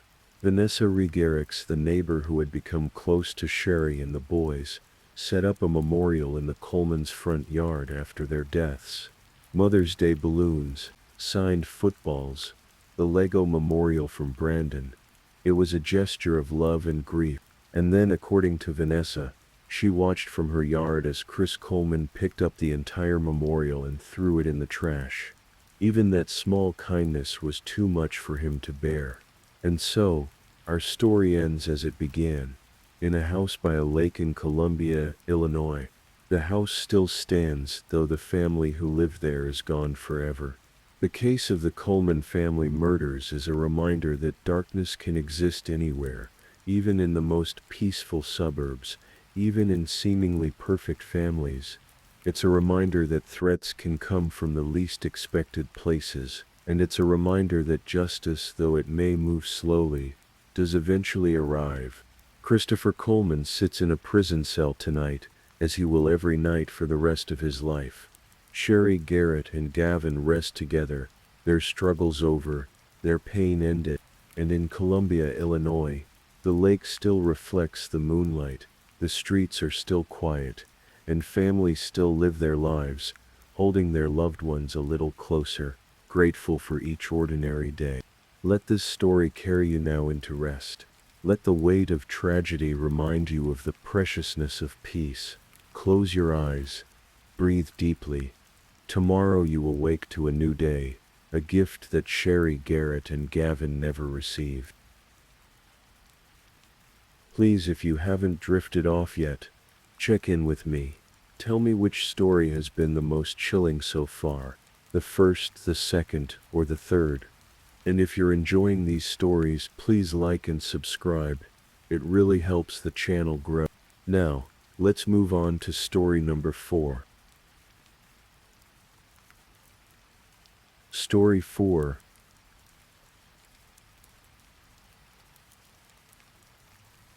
Tonight we'll explore a case that unfolded in the quiet town of Simpsonville, South Carolina.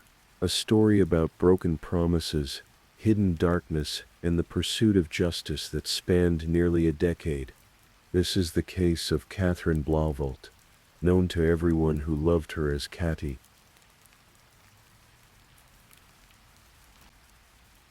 Catherine Ann Boyder was born on August 8, 1994, in the small town of Mountville, South Carolina.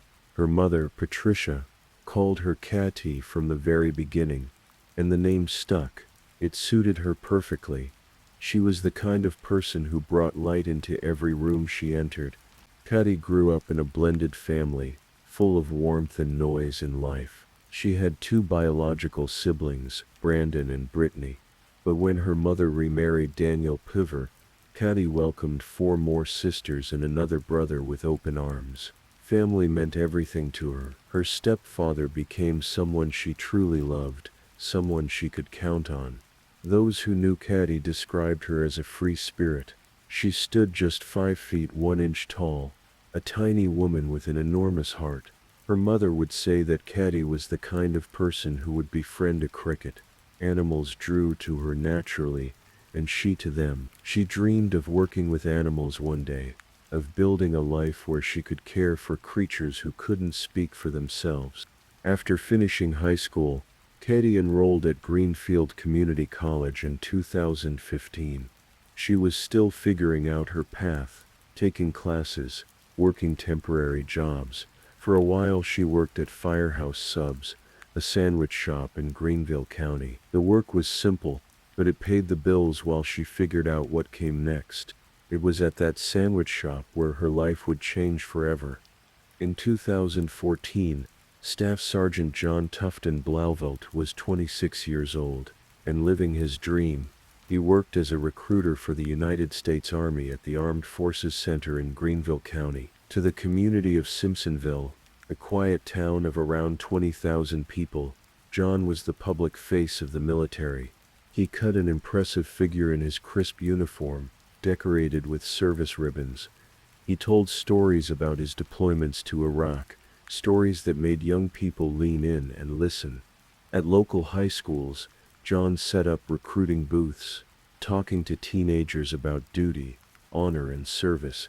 Many saw him as a role model, a person of principle, someone willing to sacrifice for his country. John's recruiting office sat just yards away from the Firehouse Subs where Cathy worked. It was inevitable, really, that they would meet. When they did, something sparked between them. John was 26. Cathy had just turned 20. Friends say they seemed happy at first. They dated for several months, and in the summer of 2015, John convinced Cathy to enlist in the Army herself. She went through with it, excited about the possibility of serving alongside her boyfriend. But 2 months into her training, doctors discovered a problem with her spine. The medical issue ended her military career before it truly began. Cathy received a medical discharge, and with it her dreams of military service dissolved. While Cathy's hopes were dashed, John's career continued to thrive, or so it seemed. Then, seemingly out of nowhere, Cathy surprised her family with news they hadn't expected. She and John had gotten married at the courthouse. No ceremony, no celebration, just the 2 of them and a justice of the peace. Her mother, Patty, was shocked. So was her sister, Jennifer. Neither had expected this. They'd barely gotten to know John. He'd never seemed interested in getting to know Cathy's family, never engaged in meaningful conversations with them. But Cathy was in love, and she was an adult. She made her choice. She moved into John's house in Simpsonville, ready to start their life together. At first, marriage seemed to suit them. But the honeymoon period didn't last long. Almost immediately after they returned from their brief honeymoon, something shifted in John's behavior. The house that was supposed to be their home, the place where Caddy imagined raising children and building a future, transformed into something else entirely. John began inviting people over. Not friends his own age, but teenagers, kids from Hillcrest High School, where he often worked his recruiting booth. They came to smoke weed, to drink, to use drugs. The house became a party destination. One of those teenagers was a girl named Allie Somerville, a friend of Caddy's. She was 16 years old. She would later describe the scene. They smoked weed all day, every day. Sometimes there was alcohol. Sometimes there was acid and cocaine. And at the center of it all was John Blauvelt, the U.S. Army recruiter, letting underage kids party in his home. Another frequent visitor was a 17-year-old girl named Hannah Thompson. Caddy watched her dream crumble. This wasn't what she wanted. She'd envisioned a family, stability, a home filled with love and perhaps children someday. Instead, she found herself living in what amounted to a crash pad for teenagers. She confronted John. She told him it had to stop. But John didn't stop, and Hannah Thompson kept coming around. Friends noticed something troubling. Hannah was completely infatuated with John. One investigator would later describe Hannah as being like John's puppy, willing to do anything he wanted, and Hannah, they said, hated Caddy. By early 2016, Caddy had moved out. She went back to live with her mother.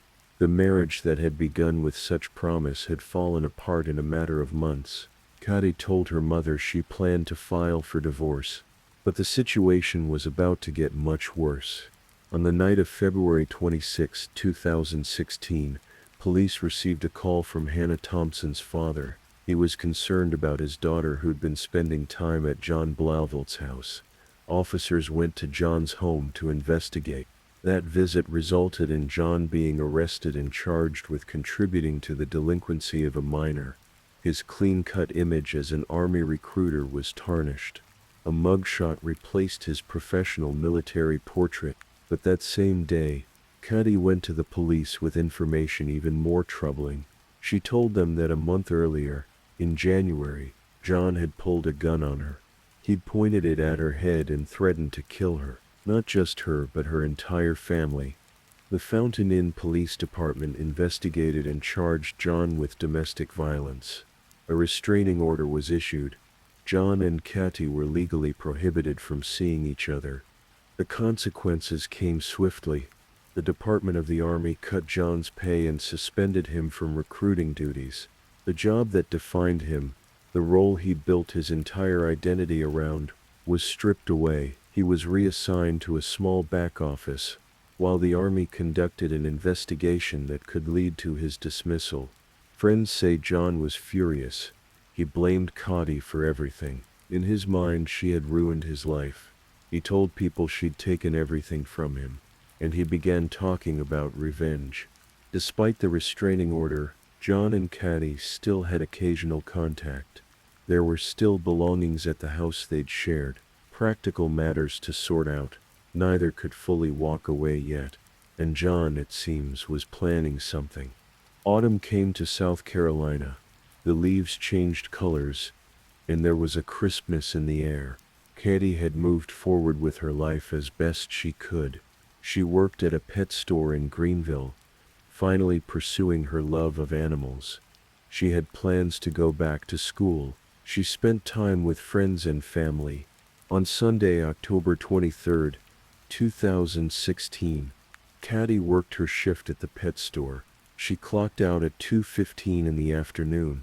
Before leaving work, she took a selfie from inside her car. It was 4:17 in the evening when she used her phone for the last time. Caddy was supposed to meet friends that evening. When she didn't show up, they grew concerned. They tried calling, no answer. They waited, thinking maybe she'd gotten delayed. But as hours passed and night fell, worry turned to alarm. By the next morning, Caddy's family knew something was terribly wrong. This wasn't like her. She always stayed in touch. She always showed up when she said she would. Her mother filed a missing persons report, and the community mobilized. Friends searched, family members called everyone they could think of. On October 26, 2016, a friend of both Caddy and John decided to check an abandoned farmhouse in Simpsonville. It was a place they'd hung out when they were younger, an old, forgotten building surrounded by woods. The friend's name was Wayne Roper. He walked through the empty house, checking rooms. Everything looked abandoned. But when he descended into the basement, he found something that would haunt him forever. Caddy was there. Her body had been placed in a concrete box. She'd been stabbed multiple times. The blade of the knife had broken off and was still lodged in her neck. Wayne called the police immediately. Less than 1 minute after finding her, officers were on their way. Catherine Blauvelt, just 22 years old, was dead. Detectives Keith Moorcraft and Cheryl Schofield took charge of the investigation. Their first task was the death notification, informing Caddy's family of what had been found. Then they had to notify her estranged husband. They went to see John Blauvelt on October 26. When they told him his wife was dead, his reaction struck them as odd. He didn't seem surprised. He didn't ask the normal questions. Where did you find her? How did she die? What happened? He simply listened, and then he said something that revealed his state of mind. She flipped my life upside down. A week later, on November 2nd, investigators brought John in for a formal interview. They advised him of his rights. They asked about his relationship with Kati, and John told them he'd lost a friend. Maybe not the best wife, he said, but a friend nonetheless. He mentioned that he'd been to the funeral home to see Kati's body. He'd taken Hannah Thompson with him. He claimed he hadn't seen Kati in months. But investigators were already building a case. They looked at phone records. They examined the crime scene, and what they found painted a very different picture. John Blauvelt's phone told a story. On October 24th at 5:03 in the evening, John called Hannah Thompson. 1 minute later at 5:04, he sent her an instant message telling her to check her Snapchat. The contents of that Snapchat message had been deleted from John's phone, but investigators had ways of recovering such things. The message Hannah received showed Kati's body. Text messages between John and Hannah revealed more. "She's gone," John wrote. Another message said, "I'm going through with that thing." John's search history was even more damning. In the days leading up to Kati's murder, he'd searched for how to sharpen a knife. After her death, he searched for what to do when your wife dies, and when can police tap your phone. He repeatedly searched his own name combined with Simpsonville and Greenville, checking to see if he'd been mentioned in the news. But perhaps the most chilling piece of evidence was something John had written himself. In John's personal journal, investigators found entries that amounted to a confession. He'd written a message to his daughter Madison, who he'd had with Kati. The words were haunting. "Someday I hope you understand why I did it," he wrote. "The girl was evil to me. She treated me like dirt. She took everything from me, including you. I am sorry that I had to do it, to do that. But there was no other way for me. There was no other way for me. Sorry, bud. I love you." The journal also contained other telling entries. Simply stated, "I did it." Investigators spoke with people who knew John. Several witnesses came forward to say that John had talked about wanting to kill Kati. One person even claimed that John had approached them offering to split a $100,000 insurance payout if they would help him commit the murder. The case against John Blauvelt was building, but there was a problem. John was nowhere to be found. On November 18, 2016, the Simpsonville police obtained arrest warrants for John Blauvelt. He was charged with murder and possession of a weapon during a violent crime. But when officers went to arrest him, he'd vanished. Hannah Thompson had vanished too. On November 21st, Hannah's parents reported their 17-year-old daughter missing. Investigators quickly realized what had happened. John had fled, and he'd taken Hannah with him. The U.S. Marshals Service joined the manhunt. They classified John Blauvelt as armed and dangerous. Investigator Cheryl Schofield later said she was deeply concerned for Hannah's safety. If John was willing to kill his own wife, she reasoned, there was no telling what danger Hannah might be in. Security footage and tips began to paint a picture of their route. John and Hannah traveled through Alabama. They went through Texas. They made their way to New Mexico, where John was spotted in Las Cruces on November 15th. They continued west to California, and eventually to Oregon. They were living homeless, moving from place to place. After about a month on the run, Hannah had had enough. She contacted a family friend in Eugene, Oregon. On December 12th, she said she wanted to come home. John had abandoned her by that point, leaving her stranded. Hannah returned to South Carolina.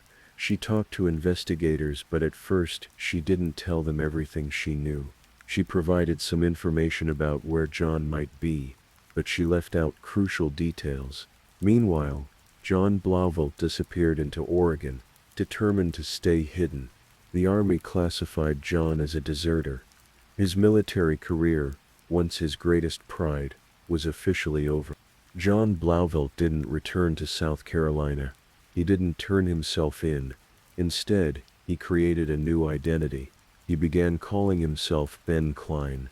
He settled in Medford, Oregon, a city of about 85,000 people in the southern part of the state. There, living under his fake name, he tried to build a new life. He even began a relationship with a woman who believed his name was Ben. They lived together. She had no idea who he really was. Years passed. 2017 became 2018. Then 2019. The case was featured on the television show In Pursuit with John Walsh, but still John remained free. For Katie's family, the wait was excruciating. Her mother, Patty, thought about Katie's death every single day. The image of what had been done to her daughter never left. Friends and family members began to lose hope. Some thought John was the kind of person who would get away with it, that justice would never come. Back in South Carolina, the case remained open. It haunted investigator Keith Moorcraft. It was the only unsolved case he still carried. But investigators never stopped looking, and neither did the U.S. Marshals. In early 2022, a dedicated cold case team at the U.S. Marshals headquarters took another look at the Blauvelt case. They worked with investigators from South Carolina, with the Simpsonville Police, with the South Carolina Highway Patrol, and with the Army's Criminal Investigation Division. They followed every lead, tracked down every tip, and then something changed with Hannah Thompson. In June of 2022, 6 years after Katie's murder, Hannah Thompson sat down for another interview with police. And this time, she revealed something she'd been hiding. She and John had been in contact the entire time. From the moment she returned to South Carolina in December 2016, she'd been talking to John. At first they talked every single day, multiple times a day, for hours at a time. Nobody knew, not her family, not the police, nobody. Hannah admitted that John had told her what he'd done to Katie. He'd described it in detail. He told her he'd stabbed Katie in the neck. He told her he'd had to drag her body back to the abandoned house where he killed her. He said he'd thrown her phone into water that was on the ground in the basement. He said he'd covered up her blood with dirt. Hannah had driven John to Katie's workplace on October 24th. She'd dropped him off near the pet store where Katie worked. This information was crucial. It placed John at the scene. With Hannah's new testimony and information about John's location in Oregon, investigators finally had what they needed. The U.S. Marshals Pacific Northwest Violent Offender Task Force committed significant resources to finding John. They worked with Medford Police and the Jackson County Sheriff's Office. On July 20th, 2022, They found him. Officers took John Blauvelt to the ground. He was in pure shock, they said. When they asked if he was John Blauvelt, he insisted his name was Ben. He claimed they had the wrong person, but they didn't. After 6 years on the run, after 2,086 days as a fugitive, John Tufton Blauvelt was finally in custody. John was extradited back to South Carolina. Hannah Thompson was also arrested and charged with 5 felonies: obstruction of justice, accessory after the fact, misprision of a felony, and concealing a felony. She faced up to 55 years in prison. John's trial began in September 2024, 8 years after Caddy's death. Prosecutors Kinley Abbey and John Meters presented the state's case. They started with the evidence that couldn't be ignored: the knife blade still lodged in Caddy's neck, the text messages, the phone searches, the journal entries. But their key witness was Hannah Thompson. Hannah took the stand. She admitted she'd loved John Blauvelt. The defense immediately questioned her credibility. She'd lied in previous interviews, they pointed out. She'd given 7 different versions of events before finally telling the full truth at trial. She had 5 pending felony charges hanging over her head. But the prosecution made a crucial point. Hannah had no deal with the state. No charges had been dismissed. No promises had been made. She faced 55 years in prison, and she was testifying anyway, telling the truth at last. Hannah described what John had told her: the stabbing, the dragging of Caddy's body, the disposal of evidence. She described how he'd sent her that Snapchat message showing Caddy's body. She told the jury about driving John to Caddy's workplace that day. The defense argued tunnel vision. They pointed out that DNA evidence at the scene was only a partial match to John. They noted that other fingerprints at the scene had never been examined. They claimed the journal was filled with fictional stories and fantasies, not confession. But the prosecution's case was strong. They called witnesses who testified that John had talked about killing Caddy. They presented the phone records, the search history, the timeline of events. They walked the jury through John's behavior after Caddy's death, his flight, his years in hiding. Caddy's mother took the stand. Patricia Peaver described her daughter as sunshine. She told the jury about the frantic search when Caddy disappeared. She spoke about the years of waiting, wondering if her daughter's killer would ever face justice. After 4 days of testimony, the case went to the jury. They deliberated for about 5 hours. On September 20th, 2024, the verdict came in: guilty of murder, guilty of possession of a weapon during the commission of a violent crime. The courtroom was quiet, emotional. Caddy's family cried. After 8 years, they finally had justice. The judge sentenced John Blauvelt immediately. Life in prison without the possibility of parole. John Blauvelt filed an appeal in February 2025, but he remains in prison. His military career is over. His freedom is gone. The man who once stood in schools wearing his uniform with pride now wears prison clothing instead. Hannah Thompson's case took a different turn. In August 2025, she pleaded guilty to obstruction of justice and concealing a felony. Instead of 55 years in prison, she received 3 years of probation. No jail time. Caddy's family was devastated by Hannah's sentence. Patricia Peaver said it felt like a slap on the wrist for what Hannah had done, a punch in the gut to the family. They'd asked for a harsher sentence. They felt that Hannah's years of lying, her months of being in contact with John while he was on the run, warranted more than probation. Jennifer Peaver, Caddy's sister, said she'd thought Hannah was just a stupid 17-year-old until she learned at trial how long Hannah had been in contact with John. The betrayal felt deep. Hannah had known the truth for 6 years and had continued talking to the man who murdered Caddy. But for Caddy's family, there's also relief. John Blauvelt will never walk free again.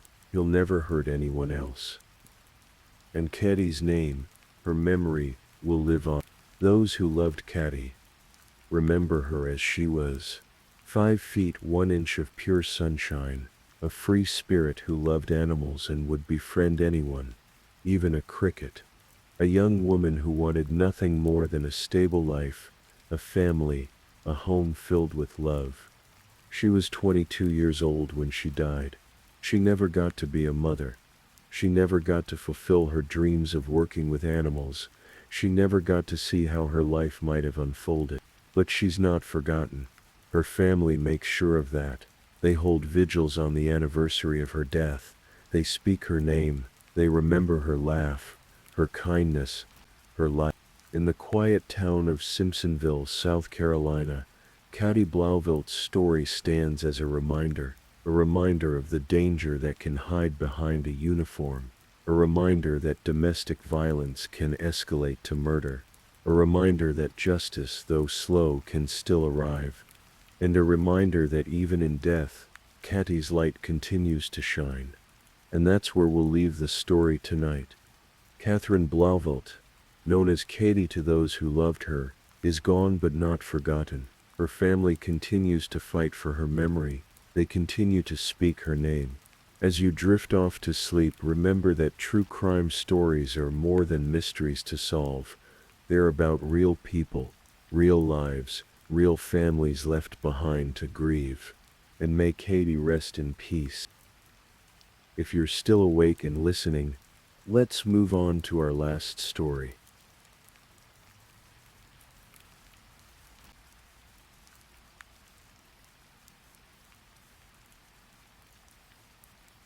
Story 5. Tonight, as you settle into the quiet comfort of your evening, we're going to explore a story that reminds us how fragile and precious life can be. This is the story of Landy Martinez, a young man whose kindness touched everyone he met, and whose final hours would become one of the most haunting cases in Florida's criminal history. There's no rush, no urgency, just a tale that needs to be told in memory of a life that deserved so much more. This is the story of love, jealousy, and the darkness that can hide in the human heart. December 13th, 1990. A small island nation in the Caribbean, Cuba. On this day, a baby boy came into the world. His name was Landy Martinez. His parents looked at him and saw possibility, saw hope, saw a future filled with promise. When Landy was just 5 years old, his family made a decision that would change the course of his life forever. They left Cuba behind and traveled to the United States, settling in Miami, Florida. It was a new beginning, a fresh start in a country that promised opportunity and freedom. Landy grew up in Miami, surrounded by the warmth of his father and the vibrant energy of a city where cultures collided and merged into something beautiful. He was a sweet child, gentle and kind, with a smile that could light up a room. Those who knew him as a boy remember his compassion, the way he seemed to care about everyone around him. As Landy moved through his teenage years, he began to understand something about himself, something that in some places would have been cause for fear, but in Miami's diverse landscape could be embraced. When he turned 18, Landy made a courageous decision. He came out to his loved ones as a gay man. His family, his friends, they wrapped their arms around him and accepted him for exactly who he was. It was a moment of liberation, a moment when Landy could finally breathe and be his authentic self without apology or shame. After finishing high school, Landy set his sights on a career that matched his natural compassion. He enrolled in training to become a certified nursing assistant. He wanted to help people, to care for those who needed it most. And he excelled. He found his calling. In his early 20s, Landy decided to leave Miami behind and move north along Florida's Gulf Coast to a city known for its acceptance and diversity. St. Petersburg. The city welcomed him with open arms. St. Petersburg had long been known as a safe haven for the LGBTQ community, a place where people could live openly and authentically. Landy found work at a nursing home facility in nearby Tampa. It was perfect for him. Every day he walked into that building and brought joy to the elderly residents who lived there. He wasn't just providing medical care. He was providing companionship, laughter, dignity. His friend Gail Rigg worked alongside him and watched as Landy transformed the lives of the people he cared for. She would later say that Landy was sweet and kind and caring. The residents loved him. He loved the residents. Eventually he became the activities coordinator, planning events and entertainment that brought smiles to faces that had seen too many lonely days. Landy loved his job. He loved his coworkers. He loved the residents. Outside of work, he embraced the nightlife of St. Petersburg, dancing at clubs, making friends, living the life he'd always dreamed of. At 21 years old, Landy Martinez had built a good life, a meaningful life. But he was also a romantic. He wanted to find love, to find someone who would see him and cherish him, and build a future with him. And he believed, as so many young people do, that love would find him when the time was right. He had no way of knowing that love would lead him into darkness. The internet has changed how we meet people. In the early 2000s and 2010s, dating apps and websites were becoming the norm, especially in the LGBTQ community, where traditional ways of meeting partners weren't always available or safe. Landy, like so many young people, turned to the internet to find connection, and that's where he met Jose Adame. Jose was charming, charismatic, exactly the kind of person who could sweep someone off their feet with sweet words and romantic gestures. They met online and began talking, and Landy felt that flutter of possibility. Could this be the one? Landy was so excited about this new connection that he drove all the way to Miami to pick Jose up and bring him back to St. Petersburg. It was a grand romantic gesture, the kind of thing you do when you think you've found something special. At first it seemed like the relationship had potential. Jose moved in with Landy. They shared a house, shared their lives. For a few weeks it was everything Landy had hoped for. But relationships have a way of revealing themselves over time. What seems perfect in the beginning can slowly unravel as the true nature of each person emerges. The relationship between Landy and Jose became volatile. They fought. They argued. Over small things and big things. Over a vehicle. Over money. Over the 1,000 little tensions that can build up when two people try to merge their lives. And then, in early December of 2011, it ended. They broke up. Jose moved out of the house they'd shared. Landy tried to move forward. The house Landy lived in was owned by a man named Carlos Flores, who had other tenants as well. After Jose moved out, Carlos took precautions. He installed security cameras. He changed the locks on the front door. Some part of him, some instinct, told him this breakup might not be as simple as it seemed. But Landy was resilient. He was determined to keep living his life, to keep pursuing happiness. He went back to work, back to caring for his residents, back to his friends and his routines. And then he met someone new. His name was Jonathan Galassia. Jonathan was 25 years old, and like Landy, he was looking for love. When they met, there was an immediate connection. They started dating, and within a few weeks they were spending almost all their free time together. Landy's roommates noticed how happy he seemed, how excited he was about this new relationship. But there was a complication. Jose. Even though Jose had moved out, even though the relationship was over, Jose wasn't ready to let go. He still had feelings for Landy, and more than that, he was jealous. Deeply, dangerously jealous. Jonathan could sense it. He knew that Jose was still part of Landy's life in some way, and it made him uncomfortable. He was jealous too. A triangle had formed. 3 people connected by desire and insecurity and the complicated emotions that come with love and loss. Landy, wanting to be honest, wanting to clear the air and move forward. decided to do something bold. On the night of December 20th, 2011, he arranged a three-way phone call. Landy, Jose, and Jonathan would all talk together, and Landy would make it clear that his relationship with Jose was completely over. For an hour the three of them talked. Jonathan stayed quiet, listening as Landy explained to Jose that they were finished, that he was with someone new now, that it was time for everyone to move on. Jose's voice was calm. He agreed. He said he understood. He even mentioned that he had a new boyfriend himself, someone who had bought him a red Lexus. Everything, it seemed, was going to be fine. Everyone could move forward with their lives. When they hung up the phone, Landy and Jonathan felt relieved. The air had been cleared. The complications had been resolved. They could finally start fresh. They had no idea what was coming.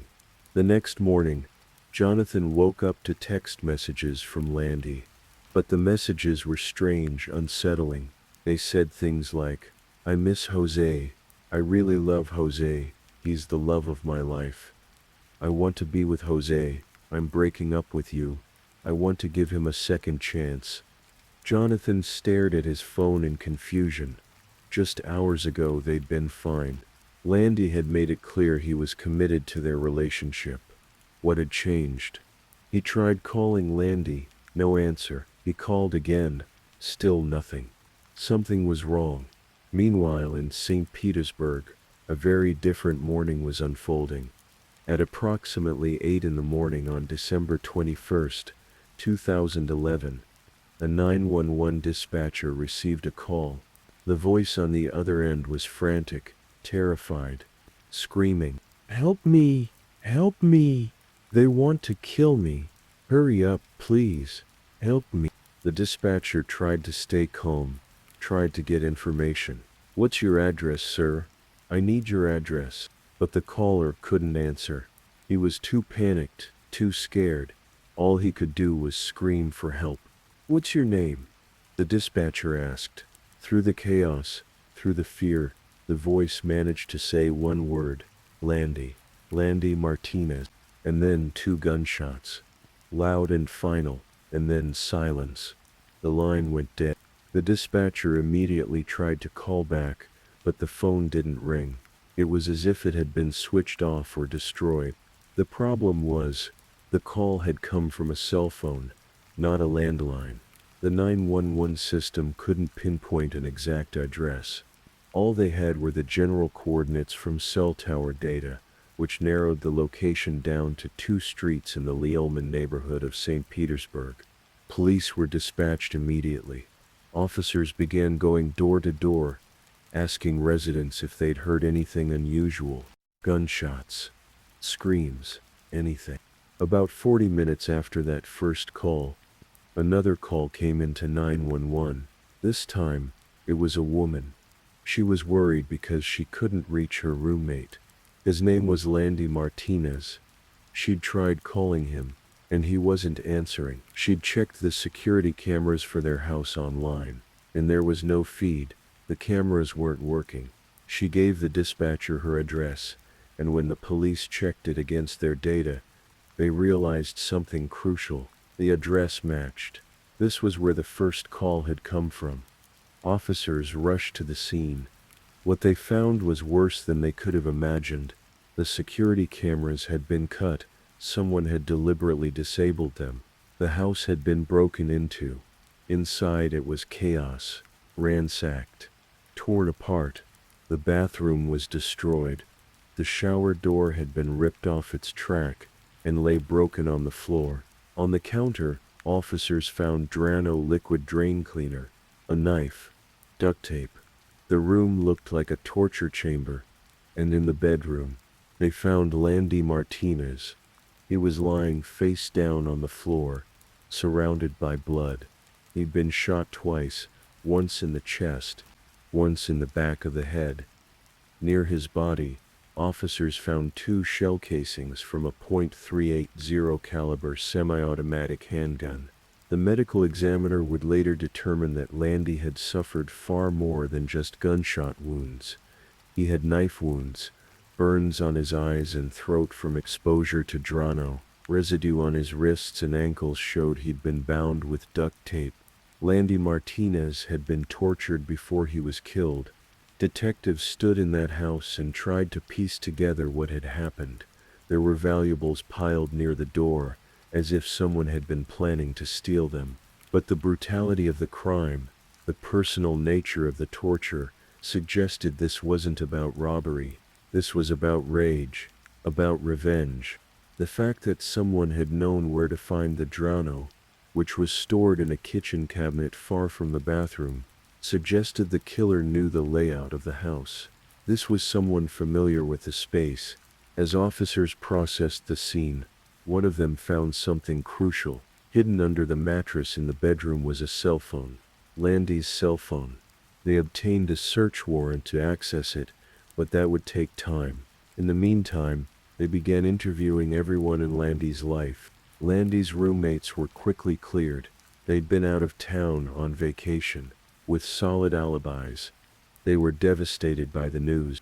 Detectives learned about Landy's job, his friends, his life. Everyone said the same thing. Landy was kind, gentle. He didn't have enemies. He brought joy to people's lives. But then they learned about his romantic life, about Jonathan Galassia. Jonathan was brought in for questioning. He told them about the strange text messages he'd received that morning, messages that didn't sound like Landy at all. He mentioned the love triangle with Jose Adame, the phone call the night before. Detectives checked Jonathan's alibi. His phone records confirmed he was at his home, over an hour away, when the murder occurred. He was clear. But Jose Adame immediately became a person of interest. While waiting for the warrant to access Landy's phone, detectives dug into Jose's background. They learned about the volatile relationship between Jose and Landy, about how Jose had used one of Landy's cars and racked up traffic violations, about how possessive and jealous Jose had been. A week after the murder, with the help of the U.S. Marshal Service, detectives tracked Jose down. He was in North Carolina. They brought him in for questioning. Jose insisted he had nothing to do with Landy's death. He claimed he was in North Carolina when it happened, that he hadn't been anywhere near St. Petersburg. But detectives had been working on something. They'd obtained Jose's cell phone records, and those records told a very different story. Jose's phone had pinged off the exact same cell tower as Landy's phone on the morning of December 21st, at the exact time of the murder. Jose had been in Lealman, in Landy's neighborhood. He had lied. While Jose was being questioned, the search warrant for Landy's phone came through. Detectives finally had access to what would turn out to be the most damning evidence in the case. On that phone was a video that would haunt everyone who saw it. The video showed Landy kneeling in his bathroom. His wrists were bound with duct tape. He was crying, pleading for his life. He was speaking in Spanish, begging someone off camera. "Please," he cried. "Please. I'm sorry. Forgive me, Jose. I beg you. Don't kill me. This isn't Jose's fault. I'm the one to blame. I'm the one who made him this way." The person holding the camera said nothing. The video ended abruptly. Sergeant Robert Snipes of the Pinellas County Sheriff's Office would later say, "In 23 years of doing homicide investigations, this is probably the only case where I saw the video of the victim prior to being murdered." Detectives pieced together what they believed happened. Jose had been torturing Landy in the bathroom, recording it on Landy's own phone. During this time, Jose had also used Landy's phone to send those text messages to Jonathan, the messages claiming Landy wanted to get back together with Jose. At some point, Landy managed to escape, even with his hands bound. He grabbed the phone and ran to the bedroom, locking the door behind him. That's when he called 911. That's when he screamed for help, but whoever was attacking him broke through the door. In the final seconds before he died, Landy shoved the phone under the mattress, hiding the evidence. Then came the gunshots. During Jose's interrogation, he became physically ill. He wouldn't talk, wouldn't confess, but his reaction told detectives they were on the right track. There was another piece to this puzzle. On the 911 call, Landy had said, "They want to kill me." Not he. They. Plural. Jose hadn't acted alone. Detectives interviewed Jose's family members. His cousin Maria revealed something important. Jose had borrowed her mother's car, and he'd taken Maria's 16-year-old brother with him on a drive to Florida. When police searched the car, they found critical evidence, duct tape that matched the tape used to bind Landy, and most damning of all, drops of Landy's blood on the steering wheel. Jose Adame was arrested and charged with first-degree murder. The 16-year-old relative was identified as an accomplice, but was never charged with any crime. To this day, that person's identity remains protected. In 2016, Jose Adame went on trial. The trial lasted 2 days. 2 days in which the jury was presented with evidence that painted a horrifying picture of Landy Martinez's final hours. They listened to the 911 call. They heard Landy's voice, terrified and desperate, begging for help. They heard the gunshots that ended his life. They watched the video from Landy's phone. They saw him bound and broken, pleading for mercy that would never come. They heard testimony from Landy's friend Gail Rigg, who sat in that courtroom and looked at Jose Adame for the first time. She later said Jose seemed to have no remorse. He just sat there with a blank look on his face, staring off into space. Jose's defense attorneys argued that, while Jose was present during the crime, it was actually his teenage nephew who had pulled the trigger. They claimed Jose was not the one who killed Landy. The jury didn't believe it. After 5 hours of deliberation, they returned with a verdict: guilty, first-degree murder and aggravated assault with a deadly weapon. The same day, the judge handed down the sentence: life in prison, without the possibility of parole. Jose Adame was 28 years old. Today, Jose Adame is incarcerated at the Wakulla Correctional Institution in Wakulla County, Florida. He maintains that it was his nephew who killed Landy, not him, but unless new evidence emerges or the nephew confesses, the truth of who fired those final shots may never be fully known. What is known is that a vibrant young man, a man who brought joy and comfort to elderly people who needed it most, a man who loved music and dancing and life itself, was tortured and murdered 4 days before Christmas. Landy Martinez was 21 years old when he died. He had been in this world for exactly 21 years and 8 days. December 13th, 1990 to December 21st, 2011. His death was a senseless crime of passion, jealousy and rage, a reminder that domestic violence can happen to anyone, regardless of gender or sexual orientation, a reminder that love, when it becomes possessive and controlling, can turn deadly. Gail Rigg, Landy's friend and co-worker, has spoken about him many times since his death. She wants people to remember him not for how he died, but for how he lived, for his kindness, his compassion, his genuine love for the people he cared for. The residents at the nursing home where Landy worked lost someone who made their days brighter. Landy's family lost a son. His friends lost someone who made them laugh. And the world lost a young man who should have had decades of life ahead of him, who should have found real love, the kind that lifts you up instead of dragging you down, who should have grown old caring for others and being cared for in return. Tonight, as you drift off to sleep, think about Landy Martinez, not about his final moments, but about his life. About a boy who came to America seeking opportunity, about a young man who found his calling caring for others, about someone who danced and laughed and loved with his whole heart. Remember that behind every true crime story is a real person. Someone who mattered, someone who was loved, someone whose absence leaves a hole that can never be filled. If you or someone you know is experiencing domestic violence, please reach out for help. In the United States, you can call the National Domestic Violence Hotline at 1-800-799-7233 or text START to 88788. Rest well, Landy Martinez. May your memory be a blessing and a reminder to all of us to cherish the people we love while we have the chance. Thank you so much for spending your night with Midnight Crime Stories. I hope the stories kept you company and helped you drift a little closer to sleep. If you're still awake, leave a final comment.